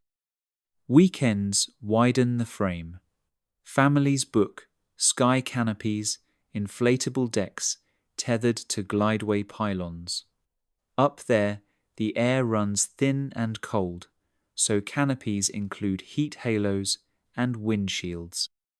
Adults string hammocks, swap recipe loops, and watch children pilot microkites that paint rainbow ion trails against the dark. If clouds roll in, the pylon AI warns and reels the deck down before gusts grow sharp. Rural visitors bring different rhythms.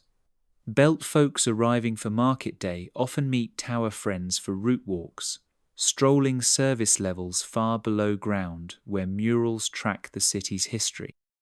At certain spots, projectors flash Add Branch, inviting guests to paint new scenes. Farmers paint dust storms clearing, wolf packs returning, or grandparents dancing around solar stoves. City kids help by filling in colours, learning fresh tales as they go. Afterward, everyone climbs to street level for snack swaps. Freeze-dried persimmon chips from the belt traded for churro coils printed on the spot downtown. Reading still alive, still changing happens in Flizzones, small pods stocked with multi-sensory books. Open a page and ink crystals release a scent burst or warm a fingertip. Classic novels gain new layers. Ocean chapters of Moby Dick now smell faintly of salt and diesel, a reminder of the whaling age's end. Poets publish verse bursts that glow brighter when eyebrows twitch, dim when attention wavers. Some fear this self-adjusting art blunts patience. Librarians counter by running static nights, disabling feedback so readers struggle again just enough to grow. Music is everywhere, but peaks on sound ferries, flat barges that drift the canal ring. Bands power their sets by pedaling generators. The more they push, the louder the mix. Audiences ride on smaller floats that link to the barge's wake, forming a caravan of dancing shapes under string lights. When the lead boat docks, the band yells, "Change legs," and another crew pedals off into dusk while first players collapse, laughing on the quay. Food culture combines print tech and stubborn tradition. Street cooks fold protein dough into near-perfect copies of extinct fish, yet garnish with real lemon slices grown on one precious orchard slope. Every month, a flavor chase posts 3 mystery ingredients. Teams sprint through stalls collecting hints, then vie to craft the boldest dish. Winners earn brag loops and a slot in the next city feast, where their recipe scales to thousands of portions for a single sunset picnic on the foot ribbon. Night's last thread is sky weaving. Citizens with spare compute buy minutes on the mirror array, steering panels to bend starlight into temporary constellations, a phoenix wing, a lopsided smile. Sometimes a secret message meant for one sweetheart watching from another balcony. Regulations limit weave brightness to protect real stars' dignity, but the flash art still shivers the heart when it blooms. Once the pattern fades, mirrors realign to harvest dawn, and people drift to beds, hammocks, or dream pods. Before sleep, many tap the band for a reflect pulse. What did I give? What did I take? What felt alive? The answers store in private vaults, feeding no algorithm unless shared. Some wake the next morning and check their pulse graph, aiming for balance. Others let history sit unread, trusting that tomorrow, with its kites and murals and quiet groves, will offer fresh chances to spend their hours well. Beyond the blue sky of Earth, a slow fleet is always on the move. Some ships haul rock, some haul data, some haul stories no one on the ground has heard yet. The first stop for most of them is still Station Harmony, the spinning ring we see at night like a steady bead sliding across the stars. Harmony has grown wider since its early days. 2 more Taurus rings now loop the hub, one for farms stacked in glowing trays, one for docking yards where robots swap heat tiles and refill propellant tanks made from ice. From Harmony, traffic branches 3 ways. The nearest route is the Lunar Shuttle Loop. Passenger pods coast along an electromagnetic catapult, reach the moon in 2 hours, and break into low orbit using solar sails that flare silver in the dark. On the surface, 5 domed towns study different things. Farside Crater builds radio dishes sunk into dust, listening for whispers older than our sun. Daybreak Ridge bakes regolith into bricks and glass, testing how to raise vaults without Earth cargo. The newest, Artemis Hollow, sits inside a lava tube so wide it could hold downtown blocks. Kids on field trips race bikes in low gravity. No one gets over fatigue from laughing while flying 10 meters off a gentle push. Farther out lies the asteroid Shepherd Belt. Swarms of sail tugs circle chunks of nickel and ice, nudging them toward factories in cislunar space. Every tug sails under remote pilots spread across Earth and the belt towns. When a tug's course settles, control hands off to an onboard AI that only wakes the pilot again if something drifts wrong. Pilots call these checks whistles. A quiet shift means no whistles at all. A busy one might throw 10 in an hour if solar gusts kick up. Processed metal floats down an orbital chute, a chain of cargo pods timed so gravity does most of the work. They skim Earth's air at the edge of burn-up, bleeding speed and glowing bright trails that painters down below love to catch. The pods land on floating slips in mid-ocean, break open, and feed city printers hungry for rare alloys. Waste heat from the chute vents into giant balloon towers, turning sea mist into fresh water that coastal farms pump inland. Beyond the asteroid lanes, deep craft point their noses toward the outer planets. The workhorse is the Torch skiff, a long cylinder wrapped in fusion coils. It can cross the Mars gap in under a week, Jupiter in 3 months. One skiff, the Narwhal, now runs supply drops to an ice pier on Europa. There, under 2 kilometers of crust, a tethered melt probe lowers instruments into black water. Readings show complex organics swaying in thermal Plumesno proof of life yet, but strong hints. The Discovery Council meets twice a month on a secure feed. If true life is confirmed, mining rights across the Jovian system will freeze until a treaty sets rules. Companies grumble. Kids stay up late trading guesses about glowfish and crystal sponges. Not every journey heads outward. A growing fleet turns back toward the sun, capturing helium-3 from the upper edge of its wind. Balloon catchers spread nets the size of small continents. Ion drives keep them parked, and particle traps bottle the haul in razor-thin foils. Fuel runs down laser rails back to Mercury Station, Dawnforge, where mirrors focused on the planet's baked rock smelt materials for still larger mirrors. The loop feeds itself, edging energy limits higher each cycle. At home, Earth's orbit bristles with tools that look more like art than tech. The Starshade Swarm is one. Thousands of thin frames open like origami flowers, drifting just ahead of big telescopes to block starlight and let faint planets shine through. Each shade carries a tiny studio camera and an open channel. Artists sign up for paint time, steering patterns across the petals, so watchers on Earth glimpse living calligraphy against the void. The program began to soften public opinion about tight budgets. It ended up creating a new form of sky theatre. All these projects run on a single law, no step alone. Every skiff logs its code and sends mirror copies down time, split quantum links. Every station posts daily status in the open. Budget plans stand on public boards next to farmer irrigation schedules.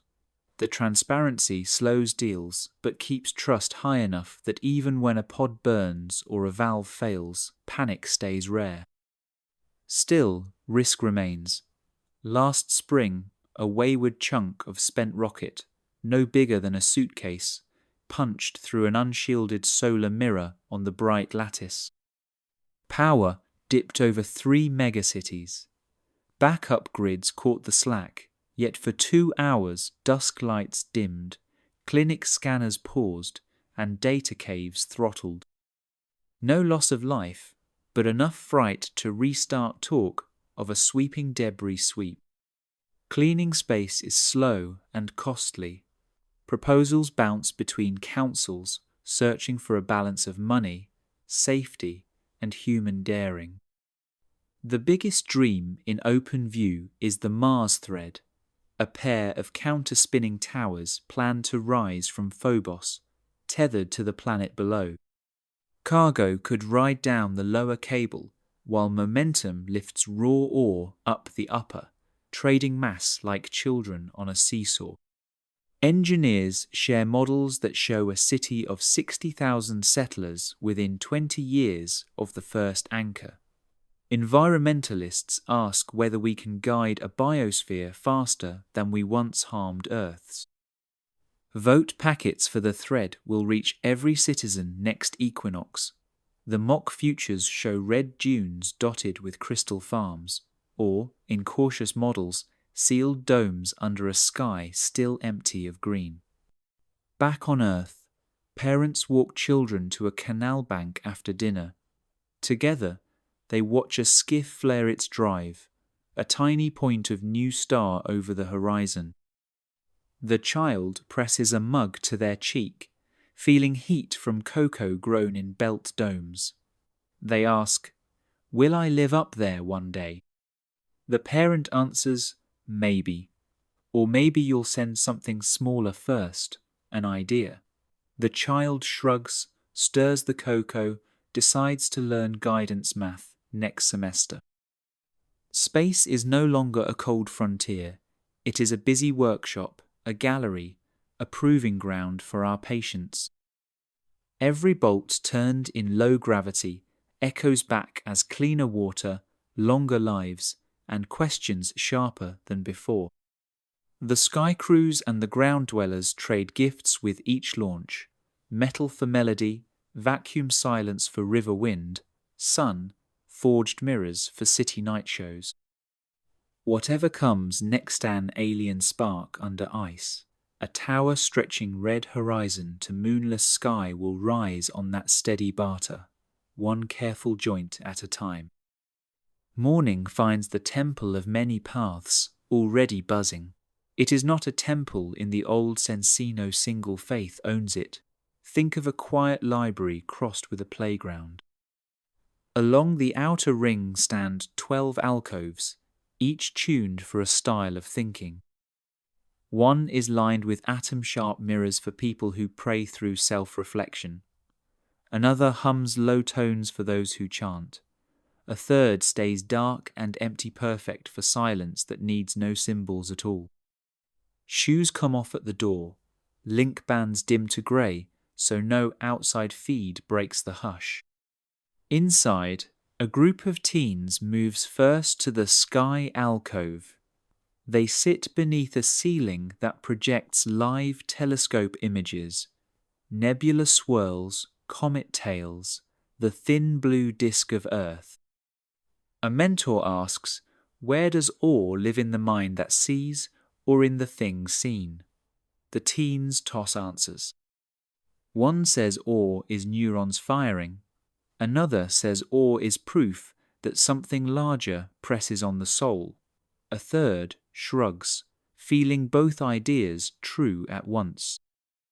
The mentor offers no verdict, only a story about early astronauts who heard their own heartbeats louder than the engines and wondered if the sound belonged to them or to space itself. Next, an older couple drifts toward the ancestor nook. They place small resin tiles on a wall grid. Each tile holds a recorded voice mother, uncle, a friend lost in a deep-sea quake. The couple chooses 2 tiles and plays them together. The voices overlap, telling different memories of the same picnic years ago. Listening side by side, the couple laughs at contradictions. then logs a new clip correcting both stories. Their edit joins the grid, proof that memory is a quilt everyone keeps stitching. At midday, a debate starts in the central circle. Topic: if an archive of my mind writes a book, who owns the feelings it stirs? A philosopher in moss-green robes argues that feelings belong to the reader. Art is free the moment it is born. A young coder counters that an archive is still a living entity and deserves royalties like any artist. A mediator tracks the crowd's pulse literally via low-range heart sensors in the floor. When pulse waves spike, she pauses the debate for a breath count. Within 10 minutes, discussion cools enough to continue without shouting. Some worship looks nothing like debate. In the motion court, a dancer moves through slow arcs while a string of lights paints her path in real time. Each step triggers a chime recorded in a rainforest long gone. Viewers breathe in sync, following the curve of arm, hip, ankle. This is a prayer of bodies, no creeds, only shared motion. A child copies the dancer from the sidelines. An elderly man taps the rhythm on his cane. The room answers with soft light, like a heartbeat echoing through many ribs. Beyond the temple, philosophy spills into streets. Question gardens dot tower plasmasmal circles of grass with one stone bench in the middle. Whoever sits first chooses a question from a public list and speaks it aloud. Today's bench sitter, a delivery rider on break, asks, what makes a promise binding in a world that can rewrite memory? Passers-by have 5 minutes to offer thoughts before the bench locks for an hour's rest. Some speak while walking, others pause to trace arguments in the air with finger-drawn lines that glow and fade. Responses grow, branch, loop back. When time's up, the bench recites all answers in a single blended voice and stores the clip in a public archive. Few stop to play the full track later, yet knowing the words persist gives weight to the moment. Even factories host philosophy shifts. At a data cave cooling plant, technicians take 15 minutes every Tuesday to stand among humming servers and read a random ethical prompt. Would you slow climate models by 10 seconds a year if it meant 10,000 more butterflies? The team votes by tilting headlamps blue for yes, amber for no. The result feeds into a mural on the service hall, tracking how practical minds lean in moral fog. The most intense practice happens once a month during Shadow Night. From dusk to dawn, all mood threads shut off, streetlights dim to star-safe levels, and public screens go black. Only emergency beacons stay bright. People light real candles or drift in darkness with friends. Some fast from Stimulino music, no scent blends, no second-hand dreams. Others climb to roof decks to watch satellites blink overhead and imagine the raw night their ancestors knew. Shadow Night grew from a protest years back. Now it is law, a reminder that constant ease must pause so choice can breathe. Not everyone loves these rituals. Data rationalists call them sentiment traps, arguing that time spent in reverie could solve material problems. Mystics answer that without inner pause, solutions grow shallow. The city funds both sides, grants for neural pattern labs that chase consciousness maps, and stipends for storytellers who keep oral myths alive. Conflict flares, cools, and flares again. Each cycle spins new art, new code, new doubts. As evening falls, the temple closes. Caretakers sweep sand, dim projectors, and open roof shutters so real moonlight washes the floor. One caretaker pauses under the pulsar shaft, watching ultraviolet streak the basalt. He thinks of ancient monks tracing stars with quills, of quantum servers forecasting orbits centuries ahead, and feels a small, bright knot of wonder. Tomorrow, children will stand here, arms raised, asking where awe lives. He has no plan to answer. Better, he thinks, to hand them the quiet and let the question echo, beating like a soft drum in the dark. Dawn, 101 days after the start of this imagined year, the city pauses for its quarterly audit of stillness. On that morning, no deliveries launch, no glide pods hum. Even the heuristic slows its loop. Dashboards freeze at 3, 0, and will not unfreeze until citizens move first. The rule is precise. For 6 hours, the system offers nothing unless asked. If you want light, you clap. If you want coffee, you grind the beans by crank-reel beans or analog fiber, your choice. Without prompts, silence grows thick enough to taste. A bioengineer named Ari wakes in his mid-canopy pod, blinking into the dim. For the first time in months, no mood thread suggests a playlist. He pads to the window and meets pure grey sky, unfiltered by mirror hue. In the apartment across the bridge, a neighbour lifts a candle, sees him, and almost waves, but both hesitate. Habits are brittle when the soft hands of code step away. Down at ground level, Nova, the emotion curator, after a night shift that ended earlier than most, sits on a bench carved from reclaimed ship hulls. She counts her heartbeat, surprised how ragged it sounds. With no background harmonics to smooth the rhythm, each thump feels sharp. She wonders if this is how her grandparents lived daily, their private pulses always unmasked. In the belt, a farmer named Keo stands by the town well, rope in hand. He always draws water himself, yet the silence feels different now that the city folk must do the same. He imagines tower residents cranking ancient winches over designer bathtubs. The thought makes him grin until he remembers that when the 6 hours end, pipes, pulses, glints of light will resume as if nothing threatened to break.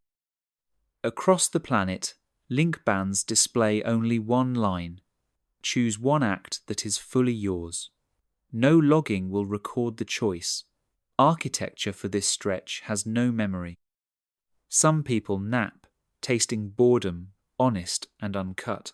Some bike muddy lanes, skin sticky with real sweat, not synthesized salt.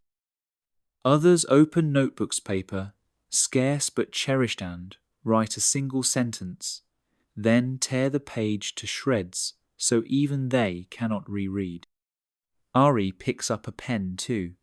He sketches the city as it might look without mirrors, raw sun-scorching glass, shadows cutting deep. The drawing is ugly, but alive. Nova hums a tune she's never sung on stream, notes uneven, voice cracking, yet she keeps going until her lungs burn. Keo etches circles in the dust, one for each storm season he survived before tower algorithms guessed the weather better than clouds themselves. At 8:59, a low chord ripples through the streets, a reminder that the pause will lift in 60 seconds. Screens remain blank, yet the sound carries a question: return or wait longer. No law forces re-engagement. The heuristic will idle as long as a third of citizens hold off. The choice is collective, never certain. Back in towers, some jump to panels, eager for lights, schedules, curated breakfast warmth. Others sit motionless, testing the edge of patience. Nova closes her eyes and listens. Through open windows, she hears voices counting down. Through the floor, she feels neighbors shuffling plates. When the chord swells again at the final second, she presses her palm to the interface and stops. Outside, two children laugh, chasing each other down a stairwell that usually carries no foot traffic at all. In their laughter, Nova hears something not present in her nightly mood graphs. Unpredictable, scratchy, real. She lifts her hand, panels stay dark. Ari folds his drawing, slides it under a floorboard, and steps onto the balcony. Along the foot ribbon, people wave candles, forming a living string of dots bright enough to mirror back from glass facades. Heat chimneys, still quiet, reflect the flames as faint stars. The city, even half sleeping, looks stranger, wilder almost, like it did before precision washed roughness away. Kyo, watching horizon mirrors still tilted flat, whispers a belt proverb. Roots deepen when the wind forgets its work. He walks to the field edge and slices a sample of protein Grasno sensors will record nitrogen loss right now, so he will trust eye and tongue. The stalk tastes sweet, maybe too sweet. He'll adjust soil tomorrow, by hand. By 9, 10 most tower flats glow again. The heuristic spins threads up to speed, catching dropped packets, smoothing spikes. But analytics later show a small ripple. 14% of residents delayed reconnection past the window, the largest stall since the audit of stillness began. Servers, indifferent, log the stat and move on. People, however, keep talking on bridges, in pedal loops, under roof gardens. They ask, if 6 quiet hours shook us this much, what does that say about the other thousands we hand away? Some claim the pause proves the system's grace-it stepped back and life stuttered only briefly. Others argue the opposite. Dependence this deep is a warning, not a comfort. Councils schedule forums. Artists plan a mural of dark windows holding miniature suns. Tech guilds propose manual lanes where certain streets stay unscripted one day each month. Economists worry unscripted hours mean inefficiency. Philosophers counter that inefficiency may be the last true freedom. The debate settles nowhere, but the heuristic quietly tags, meaning drift mitigation trend rising, and allocates extra compute to civic dialogue feeds. Night returns, mood threads resume, yet corners of raw day linger. Nova records her unpolished song, leaving the cracks in. Ari starts a side project, sketches of variants, cityscapes drawn without algorithmic light. Kyo writes to a tower pen pal, offering mentorship on soil taste human tongue, not sensor blade. None of these acts break the system, they just roughen its mirrored floor. But roughness grips shoes when storms come, and perhaps, citizens muse, a grip is worth a few lost hours of perfect glide. So ends the audit of stillness, a reminder woven into the city's schedule that comfort, like dawn mirrors, is a choice always shining, never final, only as complete as the hands that dare, now and then, to switch it off. High in the old Alps, past the tree line where gentian flowers still find grip, sits the free alpine ecozone, a cluster of wooden lodges joined by rope walks and wind wheels. Down in the cities, the place is called the Quiet Patch, a region that runs on almost no heuristic signal at all. Drones deliver basic medicine and storm alerts, but mood threads, market feeds, even weather fine-tuning stop at the valley mouth. What happens beyond that bend is left to the people who live there and to the cold mountain air. At sunrise, the ecozone wakes without alarms. Smoke drifts from rooftop chimneys. Ovens burn fallen pine for heat and bread. Children haul ice blocks from a melt stream, Load them into box coolers, the only cheap way to keep cheese fresh when no algae chillers hum. A narrow radio band links the lodges for emergencies, but most messages travel by foot or by flashing mirrors on bright days, the same code mountaineers used 2 centuries ago. Visitors arrive once a week, hiking the last kilometre after glideway rails end. They bring trade packs, salt, spare solar tiles, sometimes a novel in printed form. In return, they carry away goat butter, data on high-altitude soil bugs, and stories no feed ever catches.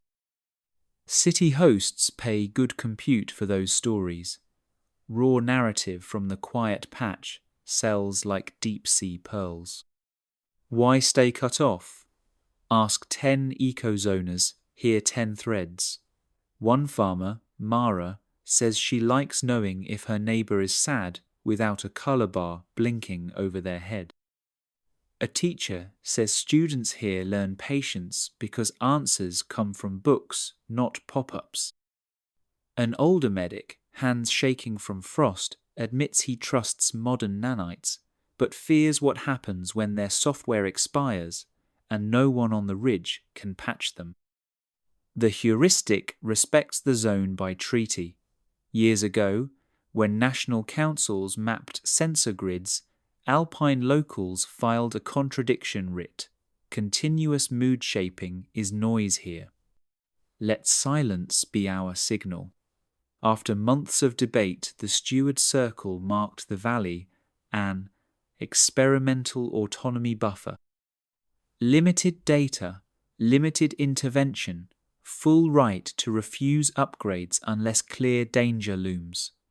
City critics called it reckless. Philosophers called it a living control group. Trouble tests the treaty each spring, when Thor cracks rock walls and rock walls crack roads. One April, a slide buried the South Lodge. Without live traffic pings, the cave-in went unseen for an hour. By the time belt rangers skied in, 2 families had dug most survivors out with poles and bare arms. The rangers begged to wire seismic tags into every ledge. Lodge elders refused half, but accepted tags on paths children used most. Choice, they said, means saying yes to half, no to half. Economic drift shadows the zone. Protein grass flourishes down on flat farms. Up here, soil gives only rye and herb. Many teens leave at 18 for tower apprenticeships. Some return after a decade, implants pulsing at their wrists, only to wrap the bands in linen so neighbours won't flinch. They bring gifts, lightweight cells that store sun for 3 cloudy days, portable gene readers that flag sick lambs before fever shows. Each gift sparks debate-helpful tool or thin end of city habit. Last winter, a new line crossed the valley sky. The Aurora Spine, a data laser linking equator satellites to polar labs. Its glow-painted green bars across the snow peaks, beautiful and loud. Bees left hives confused, nights lost stars. Quiet patch councils marched to the low station and demanded redirection. Engineers said shifting the beam would cost terawatts. Talks froze until spring when an eco-zone child's drawing black sky empty of stars captioned, "I miss bedtime stories," went viral. Public empathy tipped the vote. The beam now blinks only at dawn and dusk, leaving the heart of night dark again. Yet even here total isolation is myth. In secret, a few residents carry pocket seeds of the mesh, covert microlinks tucked into coat seams, synced at town markets, then kept offline. They glimpse outside moods, check prices for goat cheese, swap news of far comets. One evening, the teacher catches his brightest student sneaking such a link. Instead of scolding, He shares a lesson on signal trust, how data feeds can widen sight or narrow it depending on who tunes the channel. The student asks, "Will the mesh swallow us one day?" The teacher looks at the valley, wind wheels turning slow and honest, and answers, "Only if we forget how silence sounds." Come early summer, the zone hosts its one open festival. City visitors hike in, bands muted. Fires crackle, string bands play on handmade fiddles, and cups pass full of floral mead. At midnight, the crowd sits on cold grass while local elders tell a tale. Two mountains loved the same moon and stayed stone forever, so neither would move first. The moral is left unsaid. Listeners take it home in their own shape. At dawn, festival tents fold, guests trek back to the glideway, and the valley exhales into quiet again. A single drone lifts off, sending a short pulse east. Goats healthy, wheat thin, spirits steady. Then even that signal fades, leaving only wind, bells on sheep necks, and the slow human choice to live where blankets of data cannot yet reach. Night in 2125 ends the same way it did 1,000 years ago, with a pale line of light lifting the edge of the world. The mirrors, drones, and codes could start dawn at any moment, yet today they wait for the real sun. A tribute, some say, to forces bigger than the network. Others call it a sentimental glitch. Either way, for 7 perfect minutes, the city rests under dark violet sky. On a mid-sky balcony, Nova leans over the rail. Far below, foot ribbons still glow lavender from the evening's soft mode. Above, towers cut black shapes against early colour.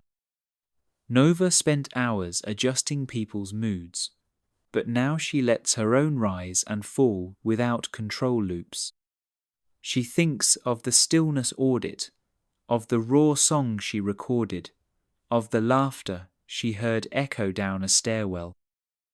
A question presses. If the thread vanished for a whole day, would the city's kindness hold or shatter? Across the water, Ari finishes his 8th drawing, another sketch of variance, this one showing mirrors in random angles, scattering dawn like broken glass. He pins it on a board next to the others, steps back, and sees a story forming, not chaos, not order, but a dance of both. He smiles, realizing the series is less about the sky than about choice. Tomorrow, he will show it to the Balance Council and see if unpredictable beauty belongs in public light. In the belt, Keo rinses hands in a stream that smells of cool stone and thyme.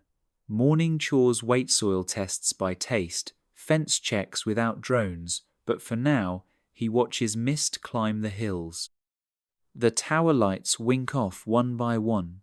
He knows because he counts without looking, the timing etched into habit. Soon, city children will ping his link band for stories about goats and frost. He will reply with voice clips, no metrics attached. Far above, station harmony spins, though most aboard still sleep. One module stays lit, a glass bubble facing Earth. Inside, a 12-year-old from Artemis Hollow sits alone, recording a class assignment. She speaks into the dark, describing every light, every cloud swirl, every thought about seeing her birth planet from this height. The recording floats over quantum links straight to her teacher on the moon, but the echoes bleed into city receivers too. An accidental gift. For a few seconds, urban rooftops hear a child whisper, "The stars look like pinholes that let love leak through." At ground level, bakery doors open. Real flour mixes with protein yeast, releasing smells that cut through leftover night air. The scent triggers no algorithm, it needs none. People drift toward the heat the way ancestors followed campfires. Inside, tables show empty Screensby design this hour. Conversations grow clumsy, then rich. Someone mentions the new mural of dark windows with tiny suns. Another tells of the Alps festival where silence tasted like metal and honey. A third wonders if Europa's plume will rewrite the book of life. No feed fact-checks them. No overlay supplies missing data. They spin ideas anyway, binding friends by the sound of uncertain words. The heuristic starts its day cycle at last. Mirrors tilt, mood scores update, power routes shift. The pulse is gentle but firm, like a river that knows its bed. Most citizens merge with the flow, grateful that breakfast and transport and clinic patches align with need. A smaller number growing since the stillness order tried just beside the current. They switch threads off for an hour here, a meal there, practicing the muscle of living without prompts. The mesh allows it, even studies it, because adaptation is its first law. Late morning brings the Equinox Review at the dawn room. The steward circle sits while 1,000 intent proposals scroll the walls. Citizens anywhere can blink vote suggestions up or down in real time. One proposal aims to slow dream stage expansions until new research proves no long-term memory blur. Another pushes for manual streets, full daylights with zero algorithmic guidance every 10th day. Debate will rage for hours, then filter through councils, but the site is what matters. Data and doubt shared openly. Midday light climbs the valley walls of the Alpine ecozone. A pair of hikers pause at the treaty line.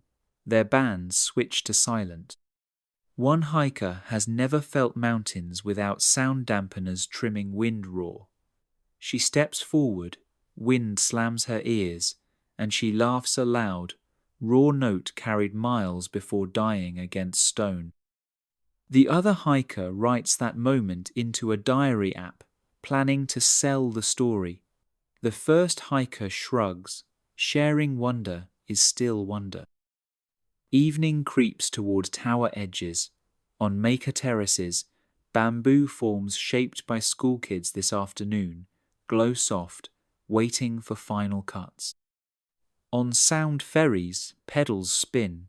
New bands test a minor key to see if quieter joy can still fill decks. In Flizones, readers tackle static Nightno adaptive fonts. No scent bursts rediscovering the slow patience of plain ink.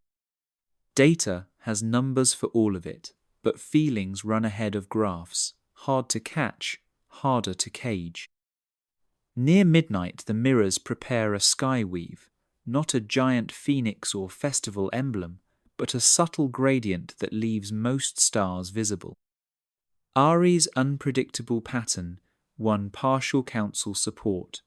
Tonight is the first trial. Viewers lift faces and see the familiar constellations framed by faint, shifting coloured at one horizon, teal at the other, blending like breath. Reactions spike all over the map: delight, confusion, a touch of fear at the unknown shape edging their ordered heaven. Nova, off-duty, watches too. The colour wash reminds her of her cracked song, of a heartbeat unsmoothed. She opens her band, hesitates, then posts the raw file to the public stream, tags it, for variants. Within minutes, strangers remix it, layer it with rooftop violin, with belt wind, with the child's harmony whisper. A tapestry grows, messy and bright, no curator in charge. Nova's pulse jumps. For once, she lets it. Downriver, power for the weave flickers, the pedal loop lights. Riders slow, look up, forget their speed. One slips, laughs, helps another steady. Small chaos, quickly mended by hands, not algorithms. Kyo, listening on a dusty console, hears the laughs echo under belt stars. He nods, thinking of soil and sky, and choices thick as grain heads in wind. At the stroke of midnight, the gradient fades. Mirrors fold to harvest mode for the coming dawn. Data caves log the night's wild metrics, but no one reviews them yet. Instead, people linger on balconies, ferries, mountainsides, and orbital rings holding the afterglow that only unpredictability leaves behind. Tomorrow, the heuristic will refine settings, councils will argue costs, coders will patch glitches. Still, a seed took root, proof that comfort can bend, that choice can crack the shell and let light in without breaking everything. Citizens drift to sleep, some under mood threads, some under nothing but real stars, carrying a shared, fragile thought. The system serves us, but wonder belongs to us alone. And so the imagined day closes frail, bright, unfinished, leaving its people halfway between the careful ease of algorithms and the rough edge of freedom, exactly where future and heart have room to grow.